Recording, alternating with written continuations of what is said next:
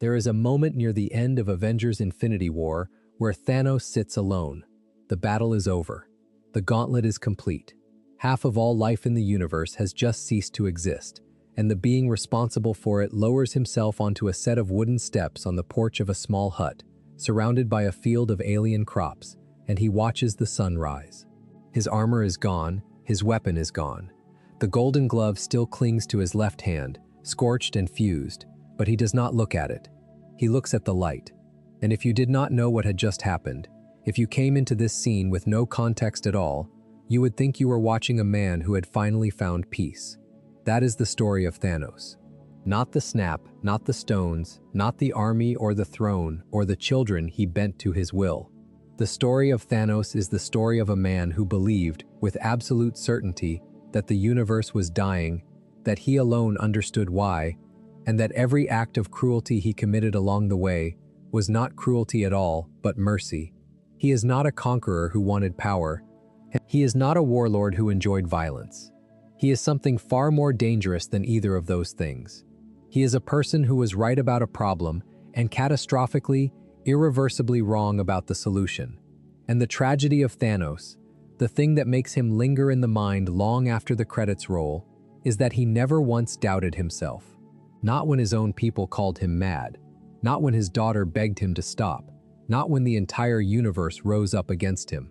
He looked at all of it, every plea, every battle, every tear, and he saw confirmation. He saw proof that the universe needed saving, and that he was the only one willing to do what it took. This is the entire story of Thanos. From the ruins of a dying world called Titan, to the garden where he watched his last sunrise. From the first child he stole, to the last hero who stood against him. Every decision, every betrayal, every stone, every cost. Welcome to Quiet Marvel. Get comfortable, settle in, turn the lights down low. This is going to take a while, and that is exactly the point.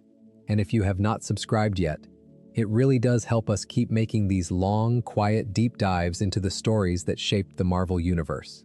Let us get into it. To understand Thanos, you have to understand where he came from. Not just the planet, though the planet matters. You have to understand the idea that broke him. Because Thanos was not born a villain. He was born a prophet, and like most prophets, the world he tried to save was the first one to reject him. Titan was not always a ruin. In the Marvel Cinematic Universe, Titan is presented as a world that was once beautiful, once thriving, once home to a civilization advanced enough to build cities that stretched across continents. When the Avengers and the Guardians of the Galaxy arrive on Titan during the events of Avengers Infinity War, released on April 27, 2018, they find a shattered world. The gravity is off. The landscape is broken. Enormous structures lie toppled across plains of rust-colored dust, and the sky churns with storms that never end. The planet is 8 degrees off its axis. Its atmosphere is barely breathable. This is not a world that was attacked. This is a world that consumed itself. Thanos was born here, to a figure named Alars, a famed architect of Titan's golden age. But from the very beginning, something set Thanos apart. His skin was purple, a color associated with death among the Titans, and according to the lore established around the character, his own mother recoiled at the sight of him. Think about that for a moment. Before Thanos ever formed a single thought about the universe, before he ever conceived of balancing populations or wielding infinite power, the first thing the world gave him was rejection. His mother looked at her newborn child and saw something wrong, something cursed, something that should not exist. That is not an excuse for what he became, but it is the soil in which everything else grew. Despite the prejudice, Thanos exhibited extraordinary intelligence from a young age. He studied, he observed. He looked at the systems that governed Titan, the resource allocation, the population growth, the carrying capacity of a world that his people assumed would sustain them forever. And he saw something that no one else was willing to see. Titan was dying. Not in some distant theoretical future. Dying now. The numbers did not lie. The population had outgrown the planet's ability to support it, and every year the gap between consumption and sustainability widened. Every year the collapse drew closer, and everyone around him either could not see it or chose not to. So Thanos did what anyone with his particular combination of brilliance and isolation would do. He proposed a solution, and the solution was monstrous. He suggested killing half the population, not targeted, not selective, random, fair, in the only way Thanos understood fairness. Rich and poor, strong and weak, parent and child. Half of Titan's people would die so that the other half could live. He even developed what he described as a painless method of carrying it out. He was not proposing torture. He was not proposing war. He was proposing, in his mind, the most humane version of an inevitable catastrophe.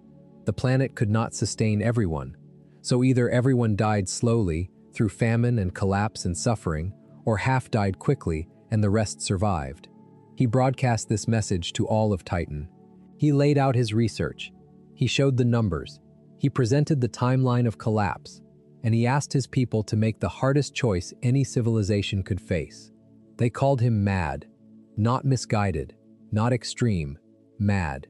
And the response to his message was not debate. It was not a counter-proposal. It was uproar. According to supplementary accounts, thousands of Titans died in the chaos that followed his broadcast. Not because of his plan, because of the panic his words created. The very act of naming the problem killed more people than the problem itself had killed up to that point. And then they exiled him.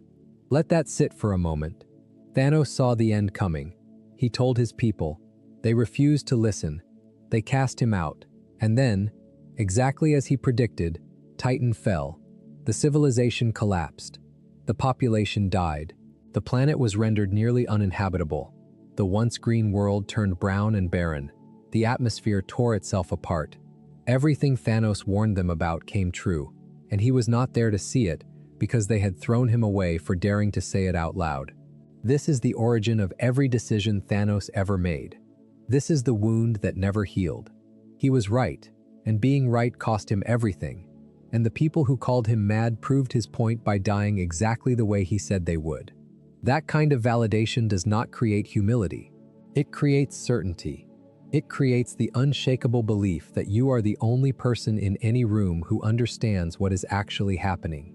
And once a person reaches that level of conviction, once they have watched an entire world burn because it refused to listen to them, there is almost nothing that can pull them back.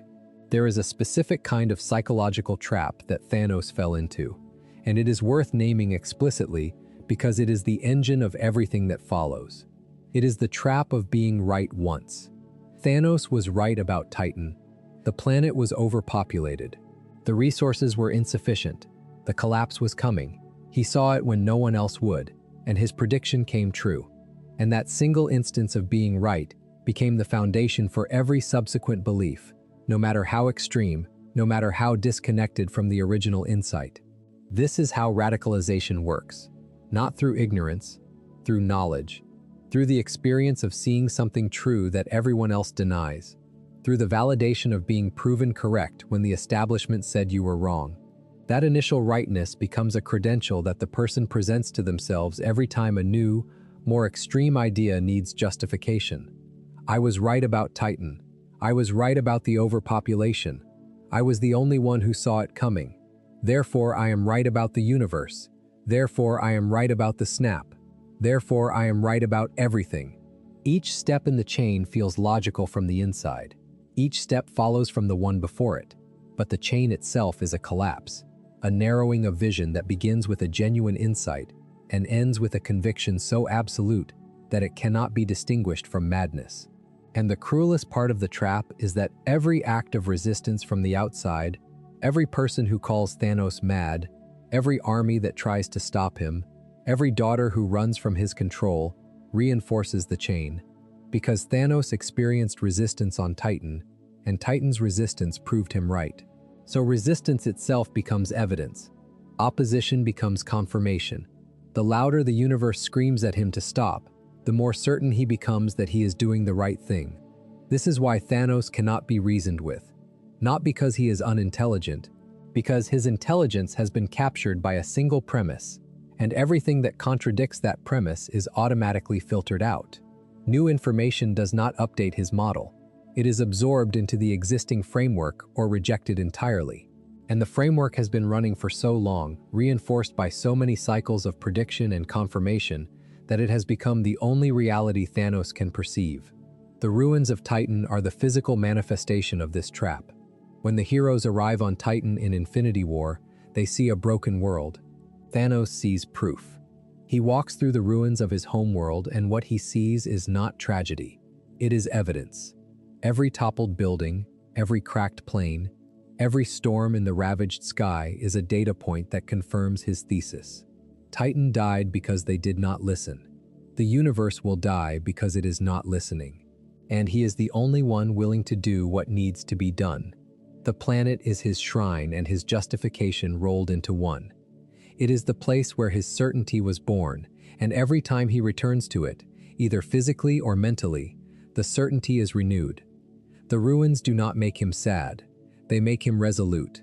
They remind him why he is doing what he is doing, and they make it impossible for him to consider the possibility that there was another way, that Titan could have been saved through means other than mass killing, that the lesson of Titan's fall was not kill half the population, but work together to find a better answer. Thanos chose the lesson that justified the darkest impulse inside him, and that choice, made centuries ago in the rubble of a dying world, determined the fate of the universe. Thanos did not grieve for Titan, or if he did, he buried it so deep that it became something else entirely. He took the lesson of Titan and he universalized it. If one planet could die from overpopulation, so could others. So could all of them. The universe itself was finite, its resources were finite, and the life within it was growing, always growing, consuming and expanding without limit. Thanos looked at the stars and saw the same equation he had seen on Titan, played out on an infinite scale, and he decided that what he had failed to do for one world, he would do for all of them. That is the moment Thanos became the villain the universe would come to fear, not when he picked up a weapon, not when he built an army. The moment he decided that Titan's death was not a tragedy unique to one civilization, but a universal law. The moment he decided that the only mercy was reduction. The moment he decided that balance required blood. But before the Infinity Stones, before the gauntlet, before the snap that erased half of all life, Thanos did something that reveals more about his character than any cosmic ambition ever could. He began to practice, planet by planet, world by world. He took his philosophy and he tested it, not in theory, but in fire and blood. He assembled an army. He built a warship, the Sanctuary, a vessel massive enough to carry legions, and he descended upon world after world with a single, unwavering protocol. Arrive, divide the population in half, kill one side, leave the other. This is not a man wrestling with doubt. This is a man running an experiment. And in his mind, the results confirmed everything. He tells Gamora this directly during Avengers Infinity War. He describes what happened to her homeworld after he halved its population. The children who had been starving now had enough to eat. The planet that had been stripped of resources began to recover. The survivors thrived. That is Thanos' evidence. That is his proof. He killed half a planet's population, and the other half lived better because of it. And he saw that as justification for doing it again, and again, and again. The films, the entire Marvel Cinematic Universe, do something remarkably subtle with this claim. They never directly confirm or deny it. We never see the planets Thanos visited before the events of the films. We never see the thriving civilizations he describes. We only hear his version of events, delivered with the calm certainty of a man who has never been successfully contradicted. And the films trust the audience to sit with that ambiguity. Is Thanos telling the truth about what happened to those worlds? Did halving the population actually save them? Or is he constructing a narrative that justifies what he was always going to do regardless? The answer matters less than the fact that Thanos believes it completely, and that belief turned him into something the universe had never faced before. Not a tyrant who conquered for power, not a dictator who ruled for control. A savior. In his own mind, Thanos was the savior the universe did not want, but desperately needed. Every planet he visited, every population he halved, was an act of salvation. He was doing for them what no one had been willing to do for Titan. He was making the hard choice. He was being the one with the will to act. But think about the methodology for a moment, because it reveals something about Thanos that his speeches never do. He does not arrive on a planet and try to solve its resource crisis through technology, through innovation, through redistribution, through any of the countless methods a civilization as advanced as Titan could have developed. He does not share his people's technology with the worlds he visits. He does not teach them to farm more efficiently or harvest energy from their stars or manage their ecosystems in sustainable ways. He arrives with an army and he kills half the people. The methodology betrays the philosophy. If Thanos truly cared about sustainability, if he truly wanted to save civilizations from the fate that befell Titan, he had options other than genocide. He had a warship that could cross the galaxy. He had technology that dwarfed anything on the worlds he visited. He had access to resources and knowledge that could have transformed struggling civilizations without spilling a single drop of blood. And he chose not to use any of it. He chose the blade. Every single time, he chose the division. He chose the killing. And the consistency of that choice tells you something about Thanos that all his speeches about balance and mercy are designed to obscure. He does not want to solve the problem. He wants to punish the universe for having the problem in the first place. This is the unspoken engine beneath Thanos' philosophy. Not love of balance, not compassion for future generations, rage. A deep, ancient, calcified rage at a universe that let Titan die. A universe that refused to listen to him. A universe that called him mad and exiled him and then proved him right by collapsing. Thanos is angry.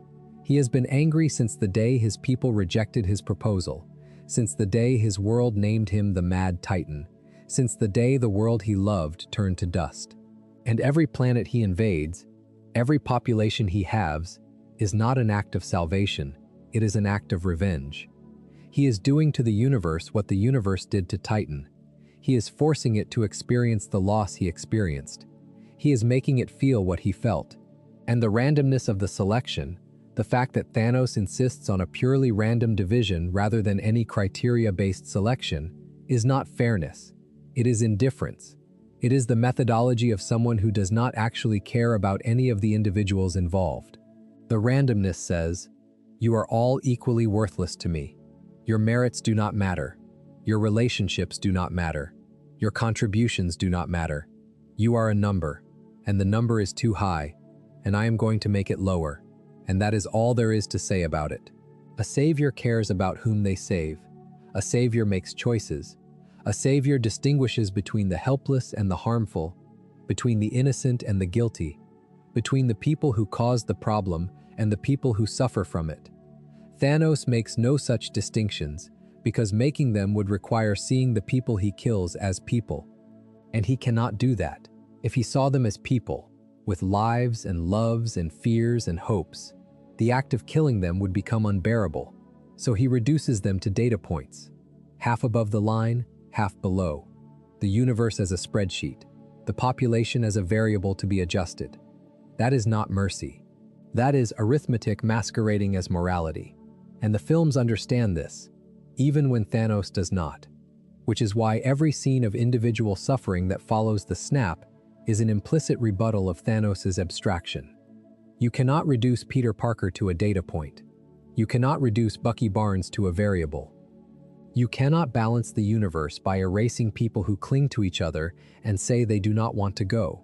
The numbers may support the theory, but the faces destroy it. And as Thanos carved his way across the galaxy, he collected something else besides planets. He collected children.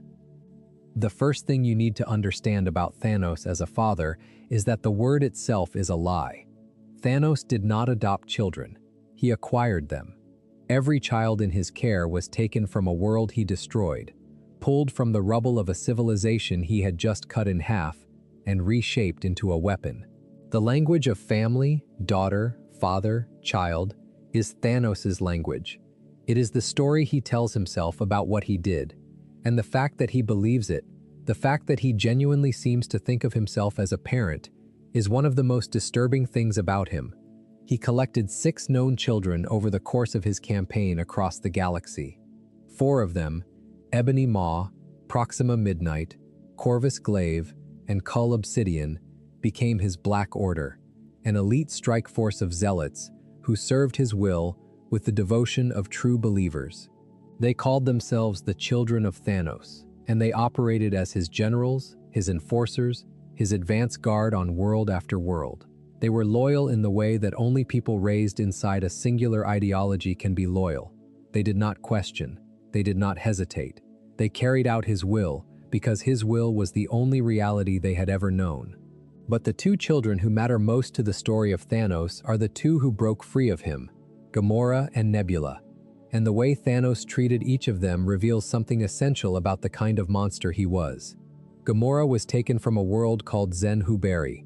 The details of what happened there are shown in a flashback during Avengers Infinity War, and the scene is constructed with a precision that demands attention. Thanos and his army arrive. The population is rounded up and divided, half to one side, half to the other. And in the chaos, a small girl is separated from her mother. She is terrified, she is alone, and Thanos walks over to her. He does not threaten her. He does not grab her. He kneels down. He speaks to her softly. He takes out a small, perfectly balanced blade, a double-edged knife that tips neither left nor right, and he places it in her hands. He tells her to balance it on her finger. He distracts her, and while she focuses on the blade, behind her, out of her line of sight, his soldiers execute half her people. Her mother is among the dead. Gamora does not see it. She does not hear it. She is looking at the knife. Think about what that scene actually tells you about Thanos. He did not shield Gamora from the massacre because he was being kind. He shielded her because he was already deciding what she would become. He saw something in her. Even then, talent, potential, the raw material for the weapon he wanted to forge. And the shielding was the first step in the forging. If she had seen what happened, she might have hated him from the very first moment. By hiding it, he gave himself a window, a chance to shape her perception before the truth could reach her. He took her, he raised her, he trained her to fight, to kill, to serve. And according to everything the films show us, he favored her, openly, explicitly. He called her his favorite daughter. He gave her the best training, the best assignments, the most trust. When he spoke of Gamora to others, there was something in his voice that went beyond utility. He was proud of her. He loved her, or at least he loved the version of her that existed inside his mind, the version that was his creation, his masterwork, the greatest weapon he had ever forged from the ruins of a conquered world. And that is the horror of it. Thanos' love for Gamora was real.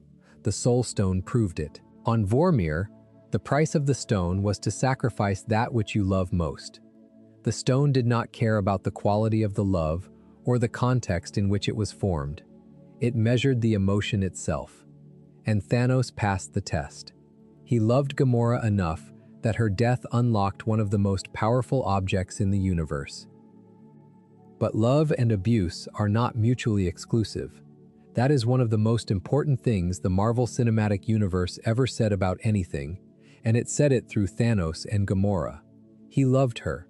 He also stole her from her home. He killed her mother. He raised her as a weapon. He controlled every aspect of her life. He punished her when she disobeyed. He defined love as the right to shape another person into what you need them to be. And when the moment came, when the universe demanded a sacrifice, he threw her off a cliff. He cried when he did it. That is not a defense, that is the indictment. Now consider Nebula, and the picture becomes even darker. Nebula was taken from another world in another invasion. Like Gamora, she was a child pulled from the wreckage of a halved civilization and brought into Thanos' household. But unlike Gamora, Nebula was never the favorite. From the very beginning, she existed in Gamora's shadow, and Thanos made sure she knew it. The training method was simple and brutal. Thanos would pit Gamora and Nebula against each other in combat. Every time, over and over, and Gamora won. Every single time, Gamora won. Not because Nebula lacked skill or determination, because Gamora was better, because Gamora was the one Thanos had chosen, the one he poured his attention into, the one whose potential he recognized and cultivated. Nebula was the measuring stick, the sparring partner, the one whose purpose was to lose so that Gamora could win. And every time Nebula lost, Thanos replaced a part of her body with machinery. That needs to be stated plainly. Every time a child failed to beat her sister in combat, her father cut a piece of her away and replaced it with metal. An arm, an eye, internal organs, neural pathways. Piece by piece, fight by fight, loss by loss, Nebula was disassembled and rebuilt. Not to make her stronger, though the cybernetics did make her stronger. To punish her, to remind her that she was not good enough. To turn the physical evidence of her inadequacy into something she could never escape because it was literally fused to her body. Nebula tells Gamora about this in Guardians of the Galaxy Volume 2, directed by James Gunn and released on May 5, 2017. And the way she tells it, the rage and the pain in her voice, makes it clear that the cybernetic replacements were not upgrades, they were violations. Every piece of metal in Nebula's body is a scar. Every mechanical component is a record of a time she was told she was not enough. And the worst part, the part that makes the whole dynamic so devastating, is that Nebula did not hate Gamora for winning. Not really. Not underneath. What Nebula wanted, more than victory, more than recognition, more than freedom, was a sister. She wanted Gamora to stop competing and just be her sister. She says this. She says it out loud, and the moment she says it is one of the most quietly heartbreaking scenes in the entire Marvel Cinematic Universe. Because it reveals that Thanos did not just abuse his children individually, he weaponized their relationship. He turned the bond between two sisters into a competition, and the competition into a mechanism of control, and the control into a cycle of escalating violence that left one child broken and the other fleeing. Gamora ran. She escaped Thanos' control and eventually found her way to the Guardians of the Galaxy. Nebula stayed, not because she was loyal, because she had nowhere else to go, because Thanos had replaced so much of her that she was not sure what was left underneath the metal, because leaving would have meant admitting that everything she had endured was for nothing. That is not the behavior of someone who loves his children. That is the behavior of someone who sees people as instruments and calls the tuning process love. But there is a deeper layer to the Gamora and Nebula dynamic that reveals something about Thanos' psychology that even the most attentive viewers sometimes miss. And it requires thinking about what Thanos was actually building when he pitted his daughters against each other. He was not just training fighters, he was not just producing weapons. He was creating a system, a hierarchy of worth based entirely on performance, where love was the reward for success and dismemberment was the punishment for failure. And the system was self-reinforcing. Gamora fought harder because she knew the alternative was what happened to Nebula. Nebula fought harder because she knew the reward was what Gamora received. Both sisters were trapped in a machine that ran on their desperation, and Thanos sat at the center of it, dispensing approval and punishment with the precision of someone who understood exactly what he was doing. This mirrors what Thanos did on a galactic scale. His entire philosophy is a hierarchy of worth. Half the population is worthy of survival, the other half is not, and the division is random, which Thanos presents as fairness, but which is actually the most extreme form of unfairness imaginable, because it strips the selection of any criteria at all. There is no merit, there is no measurement, there is no chance to prove yourself worthy. There is only the coin flip, the division, the blade. Gamora and Nebula are the snap in miniature. Two people. One survives in the light of their father's approval. One is dismantled in the shadow of his disappointment, and neither of them chose to be where they are. Neither of them earned their position through anything they did or failed to do. Gamora was chosen because Thanos decided she was the one worth choosing. Nebula was punished because Thanos decided she was the one worth punishing. The randomness was the point. The cruelty was the feature. And what makes this even more disturbing is that Thanos appears to genuinely believe that this system was good for both of them. He was making them stronger. He was preparing them for the universe as he understood it, a universe of scarcity and competition, where weakness was a death sentence, and the only path to survival was through becoming something harder, something sharper, something less than human. He loved Gamora because she excelled at the game he designed. He punished Nebula because she failed at it, and in his mind, both the love and the punishment were acts of care. This is the most insidious form of abuse, not the violence itself, though the violence is appalling. The framing of the violence as love. The construction of a reality where the abuser's cruelty is reclassified as concern, where the victim's suffering is reclassified as growth, where the entire relationship is defined by the abuser's terms, and the victim has no language with which to name what is happening to them. Nebula spent years without that language. She knew something was wrong. She knew the pain was not normal. But she had been inside Thanos' system for so long that she could not see it from the outside. She could not name it. She could only feel it, a wordless rage that she directed at Gamora, because Gamora was easier to blame than the father who designed the game.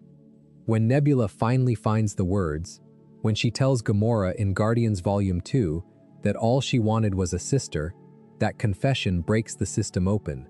It redefines the relationship between the two women from competition to compassion, and it retroactively redefines their relationship with Thanos from children serving a father to prisoners escaping a warden. The films do not give Thanos a redemption arc for this. They do not show him understanding what he did to his daughters. They do not give him a scene where he realizes that the system he built was not training but torture, and that absence of redemption is the right choice, because some things cannot be redeemed within the space of a narrative. Some damage is too deep for a character to acknowledge without collapsing entirely. Thanos acknowledging what he did to Nebula would require him to acknowledge what he did to every planet he visited, every population he halved, every life he designated as expendable. The acknowledgement would cascade, and the cascade would destroy him. So he never acknowledges it. He dies with his self-image intact. And Nebula is left to build herself back, piece by piece, scar by scar, not into the weapon Thanos made her, but into the person she was always capable of being. There is also the matter of the other four children, the Black Order. Ebony Maw, Proxima Midnight, Corvus Glaive, and Cull Obsidian are presented in the films as zealots, true believers in Thanos' philosophy who carry out his will with an almost religious fervor.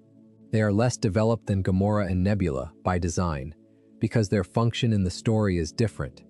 They are not characters who resist Thanos. They are characters who embody him. They are what Gamora and Nebula would have become if they had never broken free. Ebony Maw is the most fully realized of the four. He is a sorcerer of enormous power and a speaker of enormous conviction. When he addresses the dying Asgardians in the opening of Infinity War, his words carry the cadence of a sermon. He speaks of Thanos' mission as a divine calling. He speaks of the dead as having been saved. He speaks of the suffering as a gift. And the most chilling thing about Ebony Maw is that he clearly believes every word. He is not performing, he is preaching. This is what Thanos produces, not just warriors, disciples, being so thoroughly immersed in his worldview that they can watch civilizations burn and see it as grace. Ebony Maw is the proof of concept for Thanos' ideology. If one being can be made to believe that genocide is mercy, then the ideology works. It can be taught. It can be spread. It can be internalized so completely that the believer becomes indistinguishable from the prophet. The Black Order dies in Infinity War. Ebony Maw is ejected into space by Iron Man and Spider-Man. Corvus Glaive is stabbed by Vision with his own blade. Proxima Midnight is killed during the Battle of Wakanda. Cull Obsidian is destroyed by Bruce Banner. And their deaths are notable for what they lack. None of them doubt. None of them question. None of them have a final moment of clarity where they realize that their father's mission was flawed. They die as believers, and their belief dies with them, and the universe is diminished by neither the loss nor the beliefs. That is the difference between the Black Order and Gamora and Nebula. The Black Order are extensions of Thanos. Gamora and Nebula are escapes from him. The Black Order are what happens when the system works. Gamora and Nebula are what happens when the system produces something it cannot contain. But Thanos did not spend all of his time as a father. He was also, for many years, a strategist, a manipulator, a figure who preferred to work through intermediaries rather than act directly. And the way he operated during this period reveals something crucial about his character. Thanos was patient. Enormously, almost incomprehensibly patient. He could wait years, decades, for a plan to unfold. He could endure setbacks that would have driven anyone else to recklessness, and he could watch his proxies fail, one after another, without ever losing his composure. The first time the Marvel Cinematic Universe introduced Thanos, most of the audience did not even know who he was. It was 2012. The Avengers, directed by Joss Whedon, had just concluded with Loki's invasion of New York, an invasion that Thanos had orchestrated from the shadows. Thanos provided Loki with the scepter containing the Mind Stone. Thanos provided the Chitauri army. Thanos gave Loki the tools to conquer Earth, and in exchange, Loki was supposed to deliver the Tesseract, the cube containing the Space Stone. Loki failed. The Avengers assembled. The invasion was repelled. And in the mid-credits scene, a figure called the Other reports this failure to his master. The Other warns that to challenge Earth's heroes would be to court death, and the master turns and smiles, and for a fraction of a second, the audience sees a purple face, a ridged chin, and eyes that hold no fear at all. That was Thanos' introduction. Damien Poitier played him in that brief glimpse. Josh Brolin would take over the role from Guardians of the Galaxy onward. But the introduction is significant not for what it shows, but for what it establishes. Thanos is not angry about Loki's failure. He is not panicked. He is not rushing to find another plan. He smiles. The loss of the Tesseract, the loss of the Mind Stone, the loss of an entire army, these are setbacks. That is all. Thanos has been working toward his goal for centuries. One failed invasion does not change the equation. 2 years later, in Guardians of the Galaxy, released on August 1st, 2014, Thanos appears again. This time Josh Brolin voices him, seated on a floating throne in the void of space, and the dynamic is immediately different. He is not hiding in shadows.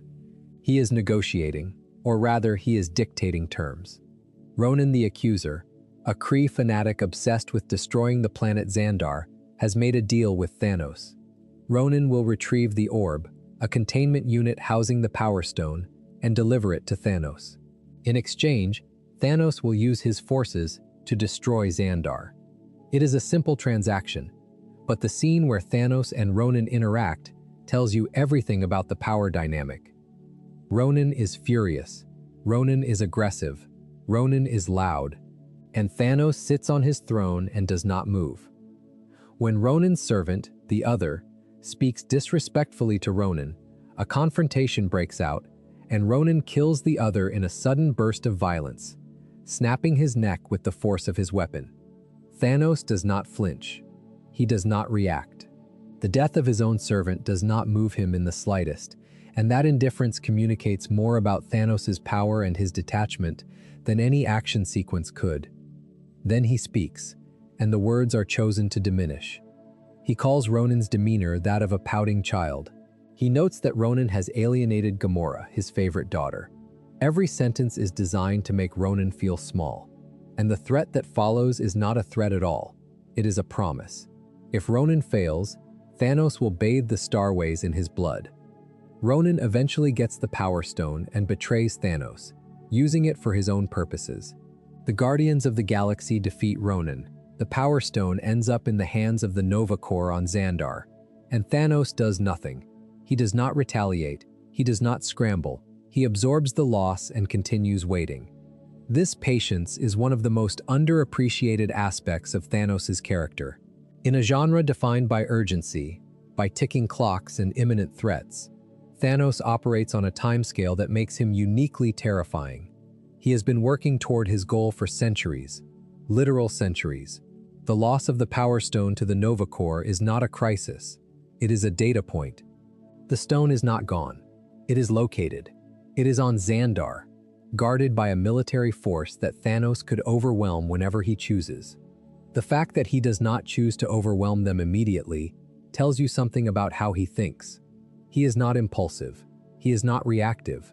He is building toward a moment, and every piece that falls into place or fails to fall into place is simply information that he incorporates into the plan. Before we move on, if you are enjoying this deep dive, please consider subscribing. It helps the channel more than you might think. Consider the strategic landscape from Thanos' perspective at this point in the timeline. He knows where 4 of the 6 Infinity Stones are. The Power Stone is on Xandar. The Space Stone, the Tesseract, is on Asgard. The Mind Stone is on Earth, embedded in the head of an android. The Reality Stone, in the form of the Ether, was last seen being delivered to the Collector on Nohir at the end of Thor: The Dark World in 2013. The Time Stone is somewhere on Earth, in the possession of whoever holds the title of Sorcerer Supreme. Only the Soul Stone remains hidden. Thanos knows all of this. He has been tracking the stones across the galaxy for as long as he has been alive, and the fact that they have all surfaced within a span of a few years, after millennia of being scattered and hidden, is not a coincidence to him. It is a sign. It is the universe telling him that the time is approaching, and Thanos, who has spent his entire life believing that the universe needs saving, reads that sign the way a prophet reads an omen, not with excitement, with the grim satisfaction of a man who has been waiting for confirmation that his moment has arrived. This is the period where Thanos is most dangerous, because he is most invisible. He is not on screen, he is not making speeches, he is not sending armies. He is sitting in the dark, watching the pieces arrange themselves, and waiting for the exact moment when he can move across the board and take everything at once. The heroes do not know he is watching. They do not know that every Infinity Stone they encounter, every cosmic artifact they handle, every battle they fight over these objects of immeasurable power is being observed by a being who has already decided that all of those objects belong to him. The Avengers spend years fighting each other over the Sokovia Accords, fracturing their team, weakening their bonds, creating the exact conditions that will allow Thanos to succeed when he finally makes his move. And Thanos watches. He watches Earth's mightiest heroes tear themselves apart over questions of governance and accountability, and he waits, because every crack in their alliance is a crack in the universe's defenses. And Thanos has been playing this game long enough to know that the best time to strike is when your enemy has already done half the work of defeating themselves. Captain America: Civil War, released on May 6, 2016, contains a scene that has nothing to do with Thanos on its surface, but everything to do with him thematically. Tony Stark and Steve Rogers fight each other in an abandoned Hydra base in Siberia. They fight over Bucky Barnes, over the murder of Tony's parents, over the fundamental question of whether friendship and loyalty outweigh law and accountability, and they shatter. The Avengers, the team that defeated Loki, that stopped Ultron, that represented the last line of defense against threats too large for any single hero, breaks apart. Steve drops the shield. Tony is left in the bunker, and the team that should have been united against Thanos goes into the events of Infinity War fractured, diminished, and scattered. Thanos could not have planned this, but he did not need to.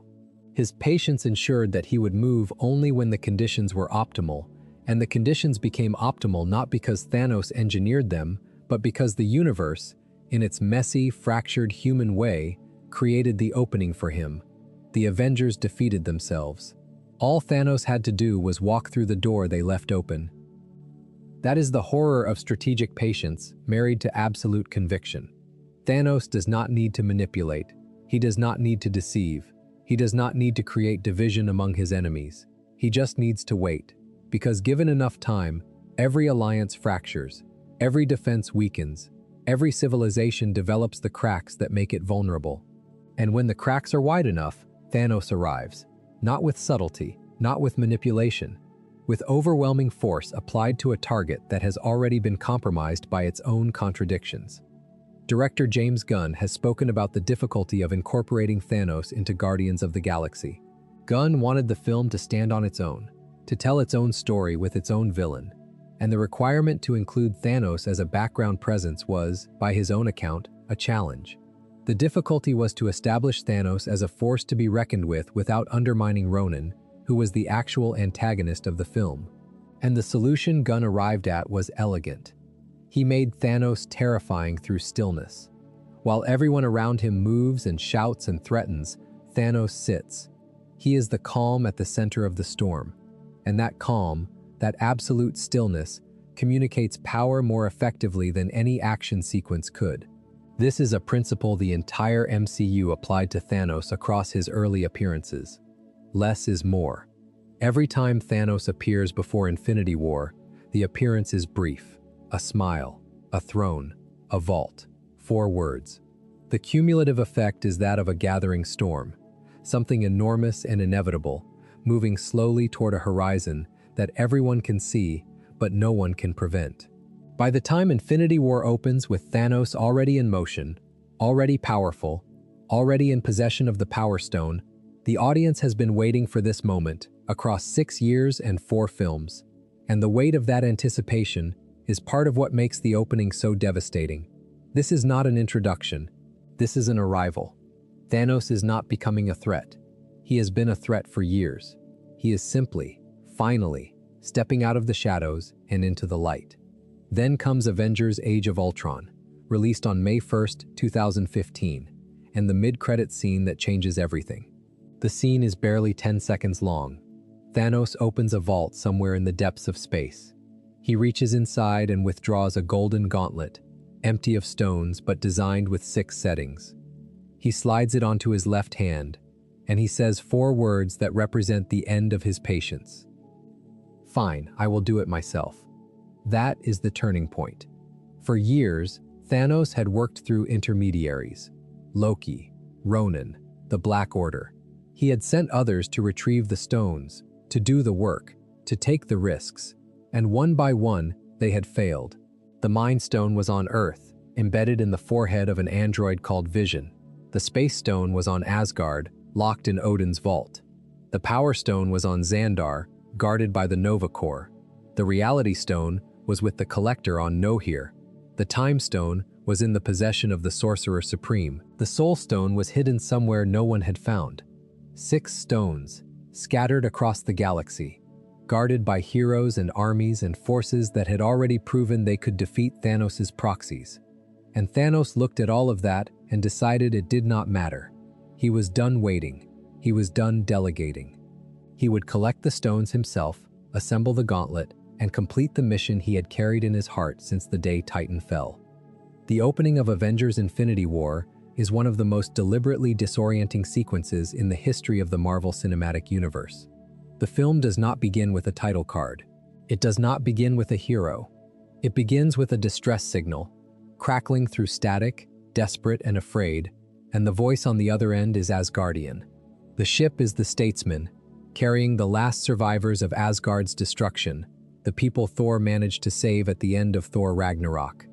And as the signal plays, the camera reveals that the ship has already been torn apart. Bodies float in the wreckage. The hull is breached. The battle is over before the audience even understands it has happened. Inside what remains of the ship, Thanos walks among the dead. This is the first time the audience sees him in full, not as a figure on a throne, not as a shadow in a credits scene, but standing, moving, present. And he is enormous. Not just physically, though his physical presence is overwhelming. He fills the frame the way a natural disaster fills a landscape. There is a weight to him that goes beyond mass. It is the weight of inevitability. He moves through the wreckage of the Asgardian ship the way a storm moves through a valley, not with malice, not with enjoyment, with the simple, terrible certainty that this is what was always going to happen. Heimdall lies dying on the floor. Thor is pinned, held in place by Thanos' enormous hand, forced to watch, and Loki stands before Thanos with the Tesseract, the Space Stone, the object he stole from Asgard's vault during Ragnarok. Loki offers it to save Thor's life. He hands over the stone. And then, because Loki is Loki, because he cannot help himself, he tries one last trick. He pledges his allegiance to Thanos and then lunges with a blade, attempting to kill the Titan in a final act of desperate defiance. Thanos catches the blade without looking at it. He catches Loki by the throat, and he lifts the god of mischief off the ground with one hand. Loki chokes out a final defiance. He tells Thanos he will never be a god, and Thanos squeezes, and Loki dies. Not dramatically, not heroically, quickly. The snap of a neck, the drop of a body, and the god of mischief who had cheated death so many times before is simply gone. Thanos drops him on the floor in front of Thor and says, with the calm of someone stating a fact, no resurrections this time. The Russo brothers, Anthony and Joe, who directed both Infinity War and Endgame, have said in interviews that Loki's death was one of the first scenes written for Infinity War. And the reason is obvious. The scene is a statement of intent. Everything the audience thought they knew about the stakes of these films, every assumption about plot armor and heroic survival and last-minute rescues, is challenged in the first 5 minutes. Thanos kills a beloved character who has been part of the franchise since 2011, and he does it with the ease of someone swatting a fly. The message is clear. This is not like before. This villain is not like the others, and the rules have changed. But the opening scene does something else that is even more important. It establishes that Thanos already possesses the Power Stone, which he retrieved from Xandar before the film begins. The Nova Corps, the military force guarding the stone, is mentioned only in passing. They have been destroyed. Off-screen, without ceremony, an entire military force, the same force that helped the Guardians of the Galaxy defeat Ronan in the first Guardians film, wiped out before the movie even starts. That is how powerful Thanos is. That is how far along his plan already was when the audience first sees him. With the Space Stone now added to his gauntlet, Thanos has 2 of the 6 stones, and the film begins its relentless march. Thanos uses the Space Stone to teleport from the wrecked Asgardian vessel, and he sends his Black Order ahead to Earth to retrieve the remaining stones there. Ebony Maw and Cull Obsidian are dispatched to New York to take the Time Stone from Doctor Strange. Proxima Midnight and Corvus Glaive are sent to Edinburgh to extract the Mind Stone from Vision. And Thanos himself turns toward Nohir, because the Reality Stone is there, in the possession of the Collector, and Thanos has decided to handle this one personally. The Nohir sequence is one of the most psychologically revealing moments in the entire film. The Guardians of the Galaxy arrive at the Collector's Museum, knowing that Thanos is after the Reality Stone, hoping to get there first. And when they arrive, they find what appears to be a scene already in progress.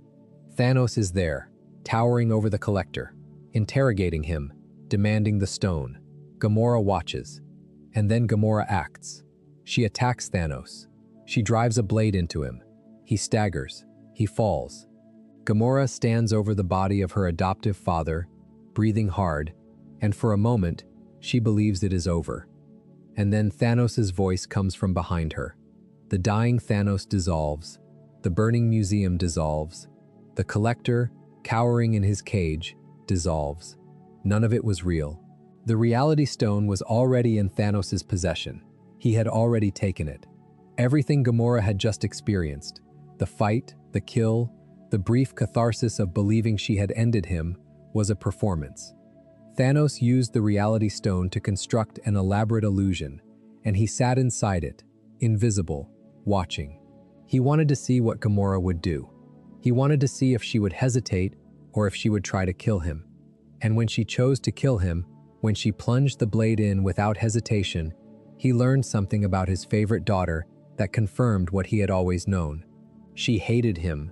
She would destroy him if she could, and she still mattered to him more than anything else in the universe. He takes Gamora, he dissolves the illusion, reveals the truth, and simply takes her with him. Drax and Mantis, who had also been caught in the illusion, are left behind, their bodies temporarily transformed by the Reality Stone into blocks and ribbons that reform once Thanos departs. Star-Lord, arriving too late, is left to watch Gamora be carried away. And here is where the story of Thanos takes its darkest turn. Thanos needs the Soul Stone. He has 3 stones now: power, space, and reality, and the Soul Stone's location has been a mystery throughout the films. No one knows where it is. But Thanos believes Gamora does. He sent her to find it years ago, and he believes she succeeded and lied about it. He is right. To make Gamora reveal the location, Thanos does something that reveals the full scope of his capacity for cruelty. He brings out Nebula. not as a participant, as a tool. He has Nebula suspended in a frame, her cybernetic body pulled apart, her neural pathways exposed, and he activates them. He tortures Nebula, slowly, methodically, in front of Gamora. He does not threaten Gamora. He does not need to. He simply begins pulling Nebula apart, piece by piece, and waits for Gamora to break. Think about what that tells you about Thanos as a father. He has 2 daughters. One he claims to love. The other he is willing to torture to control the first. And the torture works not because Gamora fears for herself, but because she cannot watch her sister suffer. Thanos understands the bond between them well enough to weaponize it. He built that bond. He forged it in the fires of a childhood spent fighting each other. And now he is using it as a lever. Gamora breaks. She reveals the location. The Soul Stone is on Vormir. And what happens on Vormir is the scene that defines Thanos completely. They arrive on a bleak, barren world beneath a dying star. The surface is rocky and lifeless. They climb a mountain, and at the summit they are met by a figure neither of them expected. The Red Skull, Johann Schmidt, the villain from Captain America: The First Avenger, released on July 22, 2011. Decades earlier, Schmidt had been transported here by the Space Stone, cursed to serve as the stone's keeper, a guide for those who sought what he could never possess. He knows Thanos. He knows Gamora. He calls Thanos the son of Alars, and he calls Gamora the daughter of Thanos. And he tells them the price. The Soul Stone demands a sacrifice, a soul for a soul. To take the stone, you must lose that which you love, not just someone, not just anyone, the thing you love most in the universe. Gamora laughs. She genuinely laughs. Because she believes this is the one test Thanos cannot pass. He loves nothing. He is incapable of love. He has spent his entire life treating people as resources, as instruments, as acceptable losses in the pursuit of his grand design. How could a being like that sacrifice something he loves when he has never loved anything? And then she sees his face, and the laughter dies. Thanos is crying. The tears are real. The emotion is real. And the horror of that realization hits Gamora all at once. He does love her, not the way a father should love a daughter, not in a way that respects her autonomy or her humanity or her right to exist on her own terms, but the emotion is there, deep and genuine and devastating in its implications. Because if Thanos loves her, then the sacrifice is possible, and if the sacrifice is possible, then she is going to die on this mountain. Gamora tries to kill herself. She grabs the blade Thanos gave her, the same double-edged blade he placed in her hands when she was a child on Zen-Huberi, and she turns it toward her own body. But Thanos is faster. He uses the reality stone to turn the blade into bubbles, harmless, weightless, drifting away like the last illusion of Gamora's control over her own fate. He grabs her. She screams. She fights. She begs him not to do this. And Thanos, weeping, apologizing, his face contorted with genuine grief, drags her to the edge of the cliff and throws her off. She falls. She hits the ground far below, and she is gone. Thanos wakes in a shallow pool of water at the base of the mountain. The Soul Stone glows in his hand, warm and orange, and for a moment, just a moment, he is somewhere else. He is inside the Soul Stone, in a place of golden light, and a small girl stands before him. It is Gamora, not the woman he just killed, the child he took, the little girl with the balanced blade. She asks him if he did it. He says yes. She asks him what it cost, and he says, everything. That single word carries the full weight of what Thanos has done, not the strategic cost, not the tactical sacrifice, the personal cost. He gave up the one thing he loved to complete his mission, and in that moment, standing in the golden light of the Soul Stone, he is not a conqueror or a savior or a titan. He is a man who just killed his daughter and is trying to convince himself it was worth it. The film does not comment on this. It does not add music to tell you how to feel. It does not have another character deliver a speech about the cruelty of what just happened. It just shows you his face and lets you see a man drowning in the thing he chose. Before we move on, if you are enjoying this analysis, please please consider subscribing. It helps the channel tremendously. With 4 stones now in his possession, power, space, reality, and soul, and the time stone within reach, Thanos turns toward the endgame of his quest. But the universe is not going to yield quietly. On the ruined surface of his own homeworld, on the broken plains of Titan itself, the most concentrated effort to stop Thanos takes shape. And the battle that follows is not just a fight, it is a reckoning. Doctor Strange, Iron Man, and Spider-Man have arrived on Titan aboard the Q-ship that Ebony Maw had used to abduct Strange from Earth. They killed Maw in transit, blasting a hole in the hull that sucked the sorcerer's captor into the vacuum of space, and then they continued on the ship's original course to Titan, deciding to take the fight to Thanos rather than return to Earth. When they arrive, they find the broken world that Thanos grew up on, and they encounter the Guardians of the Galaxy, specifically Star-Lord, Drax, Mantis, and Nebula, who have arrived following the trail of Thanos and Gamora. The two groups nearly kill each other before they realize they are on the same side. And then they do something that sets this battle apart from every other confrontation in the MCU. They plan. Tony Stark, a genius engineer, and Stephen Strange, a master of the mystic arts, sit down with a team of mismatched heroes and build a strategy. Not a charge, not a last stand, a trap. But before the plan takes shape, Strange does something that echoes through the rest of the film and into Endgame. He uses the Time Stone to look into the future. He examines every possible outcome of the coming conflict, every timeline, every variation, 14,605 possible futures, and in only one of them do the Avengers win. 1 in 14 million. Strange does not tell anyone what that one future looks like. He does not say what has to happen for it to come true. He simply looks at Stark and says that they are in the end game now.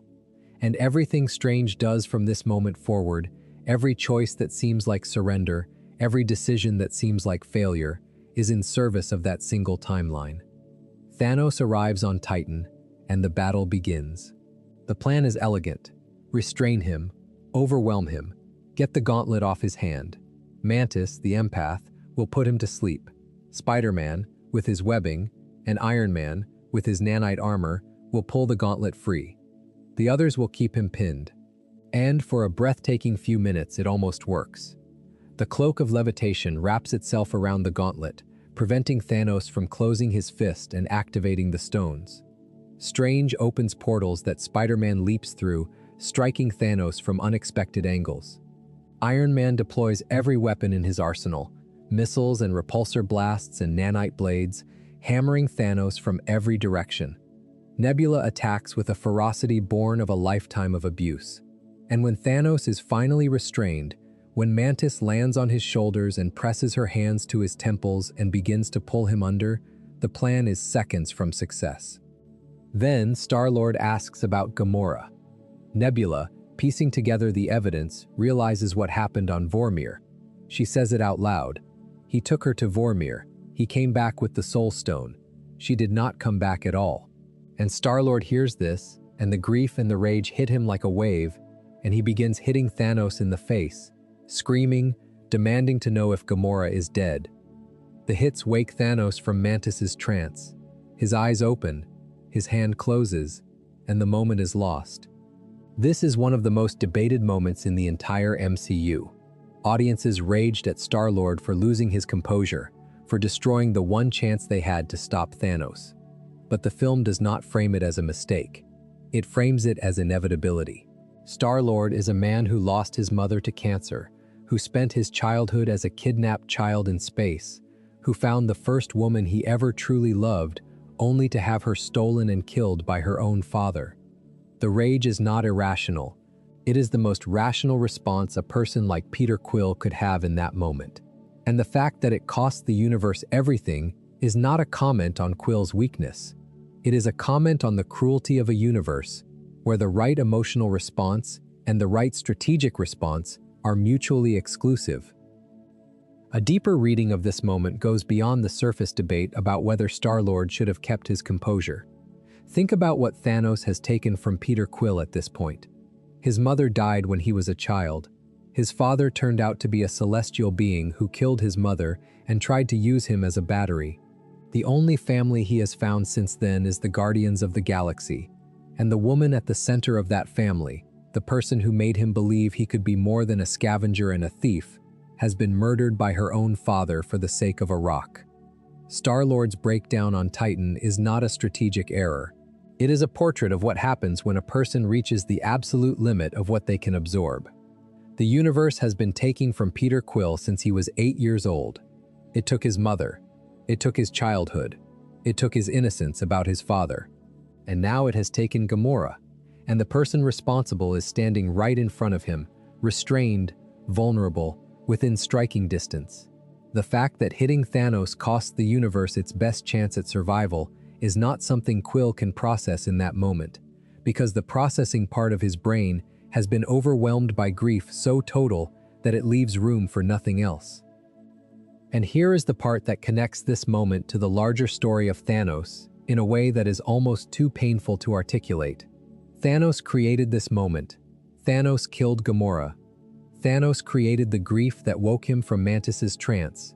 In a very real sense, Thanos' own act of sacrifice, the murder of his daughter on Vormir, is what saves him on Titan. The cruelty rebounds, the violence echoes. The thing Thanos did to acquire the Soul Stone is the thing that prevents the heroes from taking the other stones away from him. He wins because he killed someone that other people loved, and the people who loved her could not contain their response to her death. That is a layer of tragedy that sits beneath the surface of the scene, like bedrock. Thanos wins on Titan not because he is stronger or smarter or more determined. He wins because his cruelty has consequences that ripple outward and catch people who had nothing to do with the original act. The sacrifice of Gamora does not just give Thanos the Soul Stone, it gives him the emotional shockwave that shatters the one plan that could have stopped him. He weaponized love on Vormir, and that weapon fires again on Titan, without Thanos even knowing it. The battle continues, but now the advantage belongs to Thanos. He fights through the remaining heroes with a brutality that is almost casual. He tears a moon from Titan's orbit and hurls it down onto the battlefield, and the fact that he can do this with 4 stones, that this level of power is not even his final form, underscores just how outmatched everyone truly is. The final confrontation on Titan comes down to Iron Man and Thanos alone. Tony Stark deploys everything, every nanite, every weapon, every trick in a suit designed specifically to fight this battle. He manages to land a blow that draws a single drop of blood from Thanos' chin, and Thanos acknowledges it. He looks at the blood, he looks at Stark, and he says, essentially, that Stark has his respect, that he hopes the people of Earth remember Stark's sacrifice. Then he drives the blade of Stark's own broken armor through his abdomen. Stark is dying. He is pinned to the ground with a piece of his own suit through his body, and Thanos raises the gauntlet to finish him. And this is where Strange acts. He offers the Time Stone, voluntarily, without resistance.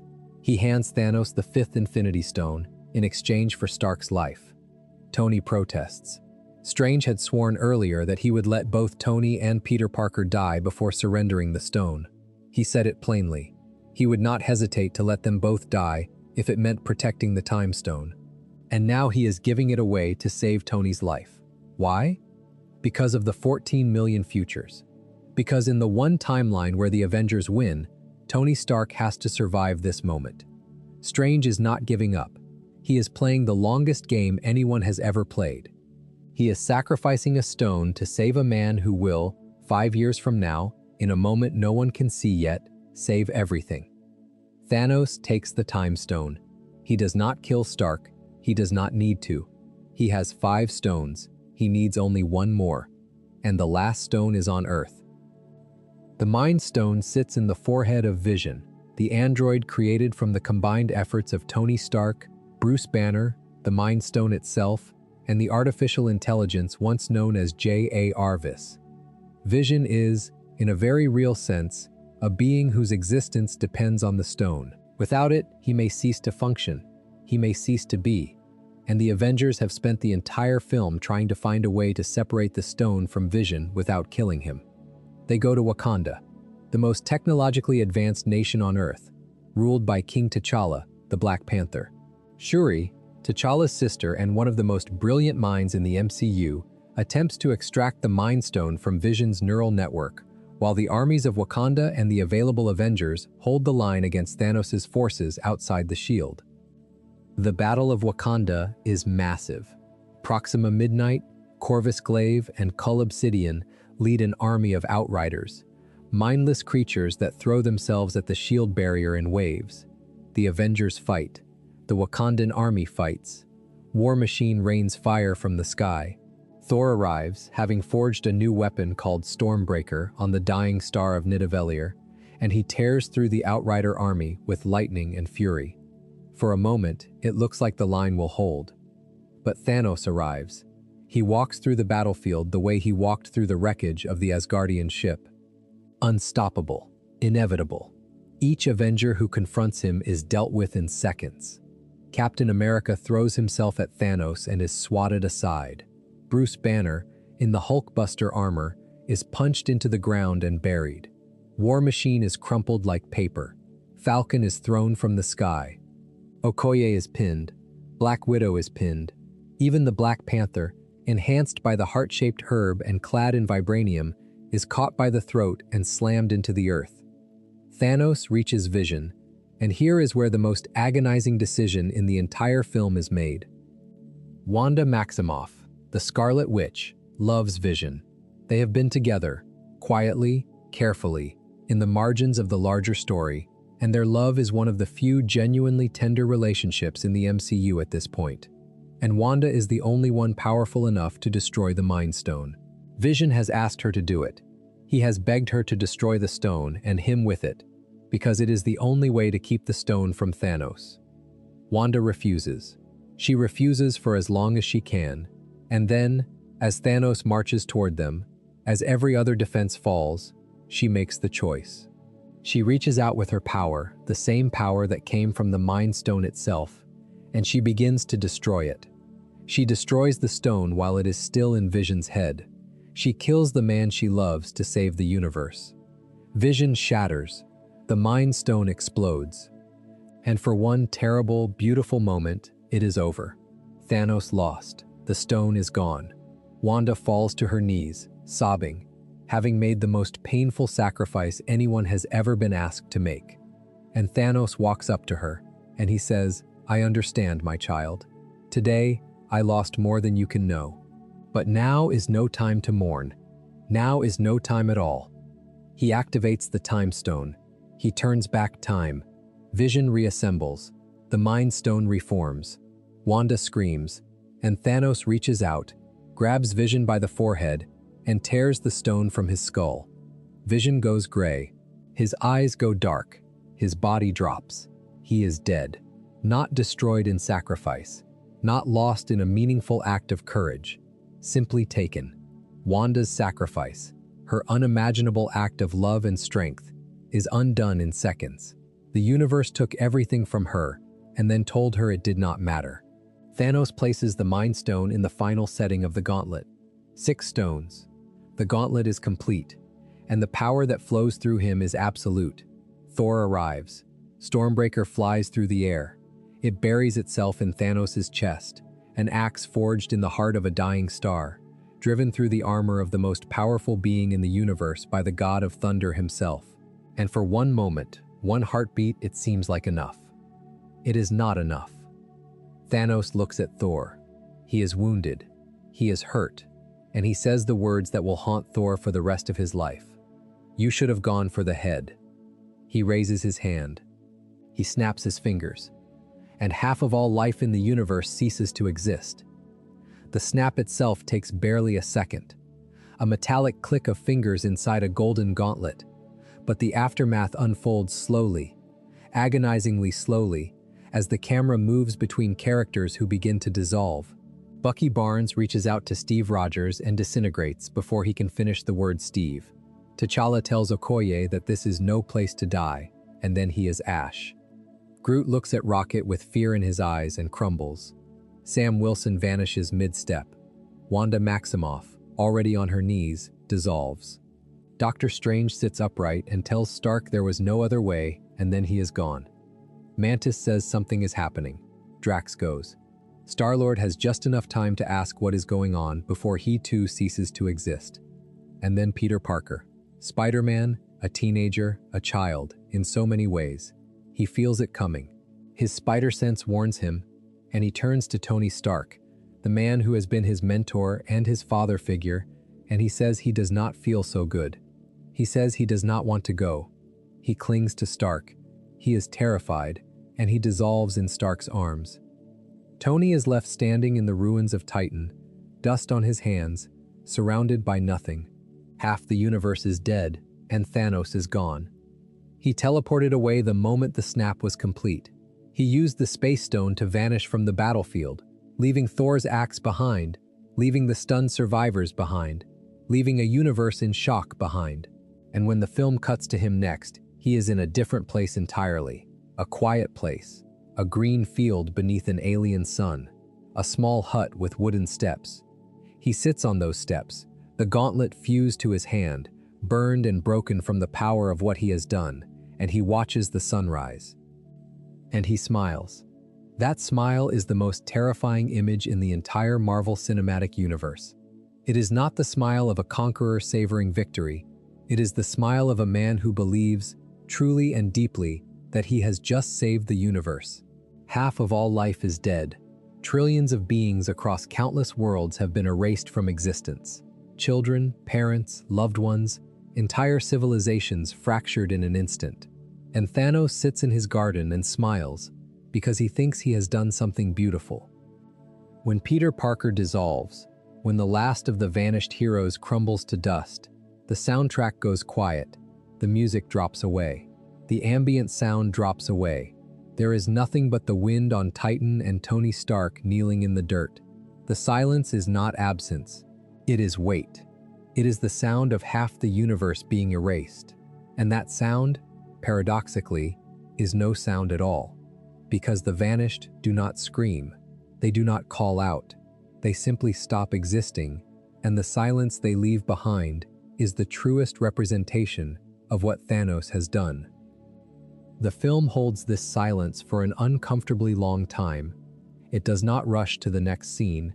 It does not cut to a different hero reacting.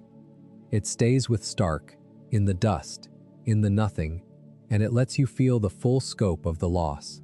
Not as a number, not as a statistic, not as half the universe, which is too large to comprehend, as the specific, individual absence of people you know. Bucky, T'Challa, Sam, Wanda, Strange, Peter. Each one a name, a face, a set of relationships, a life that was here a moment ago and is now simply not. Thanos did not experience this silence. He was already gone, already in his garden, already watching his sunrise. He chose the act, but he did not stay for the consequence. He snapped and he left, and the leaving is itself a revelation. A doctor who performs surgery stays to see if the patient survives. A parent who makes a hard decision stays to see if the child recovers. Thanos cuts the universe in half and walks away. He does not check on the survivors. He does not observe the aftermath. He does not care whether the remaining half actually thrives or whether they collapse under the weight of their grief. He cares that the act was performed. The result is secondary. The theory is the point. And the garden confirms this. Look at what Thanos does in his retirement. He grows crops. He cooks meals. He sits alone in a small hut on an empty planet. He does not visit the worlds he halved to verify that his theory was correct. He does not check on Zenhuberi to see if the children are still fed. He does not return to any of the dozens of planets he invaded over the centuries to observe whether his interventions produced the paradise he described. He simply declares victory and retreats to isolation. That is not the behavior of a scientist verifying a hypothesis. That is the behavior of a man who does not want to look too closely at the results because looking might reveal something he cannot afford to see. The garden is not a reward, it is a hiding place. Thanos retreats to the edge of the universe because the edge of the universe is the farthest possible distance from the evidence of what he has done. And the crops he grows, the meals he cooks, the quiet domesticity of his retirement, are all a performance, a pantomime of peace, performed for an audience of one. He is showing himself what it looks like when a man at peace enjoys the fruits of his labor. And if he performs it convincingly enough, if the garden is green enough and the sunrise is beautiful enough, then maybe the performance becomes real. Maybe the pretense becomes truth. Maybe the nagging, wordless suspicion that what he did was not salvation but murder will finally stop whispering from the place he buried it. It does not stop. It never stops. But the garden lets him pretend it does. And for Thanos, pretending has always been enough. That is the story of Avengers Infinity War. It is not the story of the Avengers' defeat. It is the story of Thanos' victory. The film is structured, from its first frame to its last, as the villain's journey. Thanos is the protagonist. He is the one with the goal, the one who drives the action, the one who makes the critical choices, the one who sacrifices and suffers, and ultimately achieves what he set out to do. The Avengers are the obstacles. They are the forces of resistance that Thanos must overcome on his path to what he considers salvation. And they fail. Every single one of them fails. The Russo brothers made a deliberate choice to structure the film this way, and it is a choice that elevates Thanos from a standard blockbuster villain into something genuinely literary. He is not evil for the sake of being evil. He is not pursuing power for the sake of power. He has a philosophy, and that philosophy is consistent, and the film takes it seriously enough to let him articulate it without interruption. When Thanos explains his reasoning to Doctor Strange on Titan, he does so calmly, clearly, with the patience of a professor explaining a theorem. He does not rant, he does not gloat, he simply lays out the math. The universe is finite, its resources are finite. If life is left unchecked, it will cease to exist. He calls it mercy, he calls it salvation, and the film lets those words hang in the air without immediately cutting to a hero to rebut them. That is not an endorsement of Thanos' philosophy. It is a mark of confidence in the audience. The film trusts you to understand that Thanos is wrong without needing to be told he is wrong. The wrongness is embedded in every scene, in every tear, in every dissolving body, in every scream of a child turning to ash. You do not need a character to give a speech about why genocide is bad. The film shows you the cost and trusts you to draw the conclusion. Before we move on, if you are enjoying this analysis, please consider subscribing. It helps the channel tremendously. Avengers Endgame opens not with a battle, but with a silence. The film was released on April 26, 2019, and it begins with a scene that has nothing to do with superheroes or cosmic power or the fate of the universe. Clint Barton, Hawkeye, is in his backyard with his family. His daughter is practicing archery. His wife is setting out food. His sons are playing. It is a warm, quiet, perfectly ordinary afternoon, the kind of afternoon that exists in millions of homes across millions of worlds. And then his daughter's arrow misses the target, and he turns around to tease her about it, and she is gone. His wife is gone. His sons are gone. Everyone is gone. The snap has reached Earth, and half of all life has vanished, and the film drops you into the reality of what Thanos did not, through grand spectacle, but through the small, unbearable silence of a man standing in his backyard, calling the names of his children, and hearing nothing. But this is a story about Thanos, and in the early hours of Endgame, Thanos is barely present.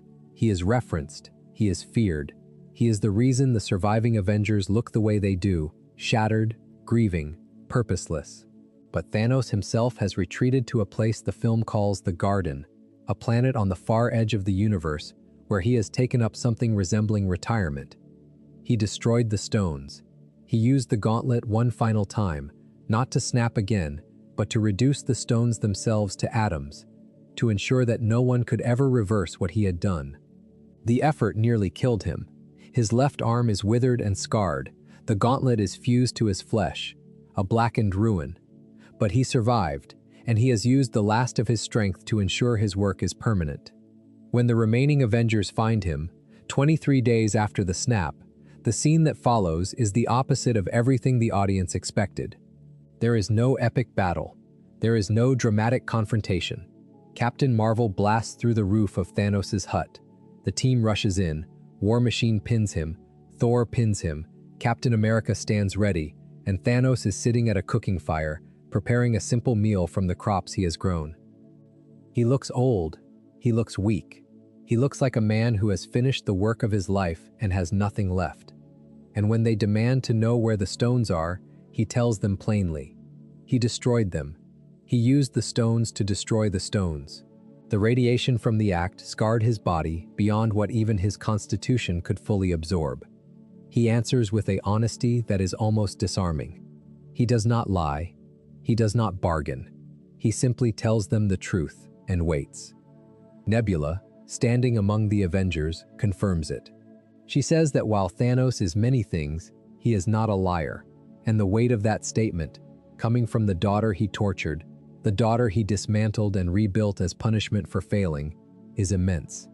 Even she, the person with the most reason to doubt him, believes him. Thor does not accept it. Thor, who failed to kill Thanos on the battlefield of Wakanda, who had the chance to end everything and aimed for the chest instead of the head, who has been carrying that failure like a wound that will not close, does not accept the quiet, anticlimactic truth that the stones are gone. He raises Stormbreaker, and in one swift motion, he cuts off Thanos' head. No speech, no final words, no dramatic last stand. Thanos, the mad titan, the being who held infinite power and reshaped reality itself, dies in a hut, sitting at a cooking fire, killed by an axe to the neck, delivered by a god who has already lost everything and has nothing left to lose. Rocket asks Thor what he just did. Thor says, his voice hollow, "I went for the head." The callback to Infinity War lands like a punch. On the battlefield of Wakanda, Thanos told Thor he should have gone for the head, and Thor heard that. He carried it for 23 days. And when he finally did what Thanos had told him to do, it changed nothing. The snap was not reversed. The dead did not return. The stones were ash. And Thor had simply killed a weakened, scarred farmer who had already won. That is the end of the original Thanos. The Thanos who grew up on Titan, who was exiled by his people, who carved his way across the galaxy, who adopted children and shaped them into weapons, who collected the Infinity Stones one by one, who sacrificed his daughter on a mountain on Vormir, who snapped his fingers and erased half of all life. That Thanos is dead, his head separated from his body in a hut on the edge of the universe. But his shadow stretches across the rest of the film. The 5 years that follow the snap, the period the survivors call the blip, are defined entirely by Thanos' absence. He is gone, but the world he made remains. Steve Rogers leads support groups for survivors struggling with grief. Natasha Romanoff runs what is left of the Avengers from a nearly empty compound, coordinating with scattered heroes across the galaxy. Clint Barton has become Ronin, a vigilante cutting his way through criminal organizations with a sword and a fury that has nothing to do with justice, and everything to do with the fact that his family turned to ash, and the worst people on Earth survived. Tony Stark has retired. He married Pepper Potts. They have a daughter named Morgan. He has built, for the first time in his life, something resembling peace. And Bruce Banner has merged with the Hulk, creating a being who has Banner's mind and the Hulk's body, a reconciliation of the two halves of himself that had been at war for years. All of this, every single piece of it, is the consequence of Thanos. Every character's arc in Endgame is a response to what he did. Thor is depressed, overweight, drinking, hiding in New Asgard, a fishing village in Norway where the surviving Asgardians have settled. He is a shell of the god he was, and the reason is not just grief. It is guilt. He had the chance to stop Thanos and he failed. That failure has consumed him, and when Rocket and Banner come to recruit him for one last mission, the Thor they find is almost unrecognizable. The mission itself, the time heist, is born from a miracle of circumstance. Scott Lang, Ant-Man, emerges from the quantum realm 5 years after he entered it, but for him, only 5 hours have passed. Time works differently in the quantum realm, and Lang, with the simple, stubborn optimism that defines his character, goes to the Avengers compound and suggests the obvious. If time works differently in the quantum realm, maybe they can use it to go back. Maybe they can travel to the past, collect the Infinity Stones before Thanos ever gets them, bring them to the present, and undo the snap. It is an insane plan.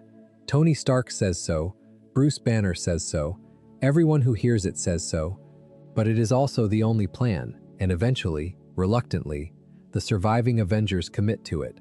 Tony solves the time travel problem in his living room, staring at a holographic model while his daughter sleeps upstairs, and the solution comes to him with the quiet inevitability of a man who was always going to find it because the one future Strange saw required him to.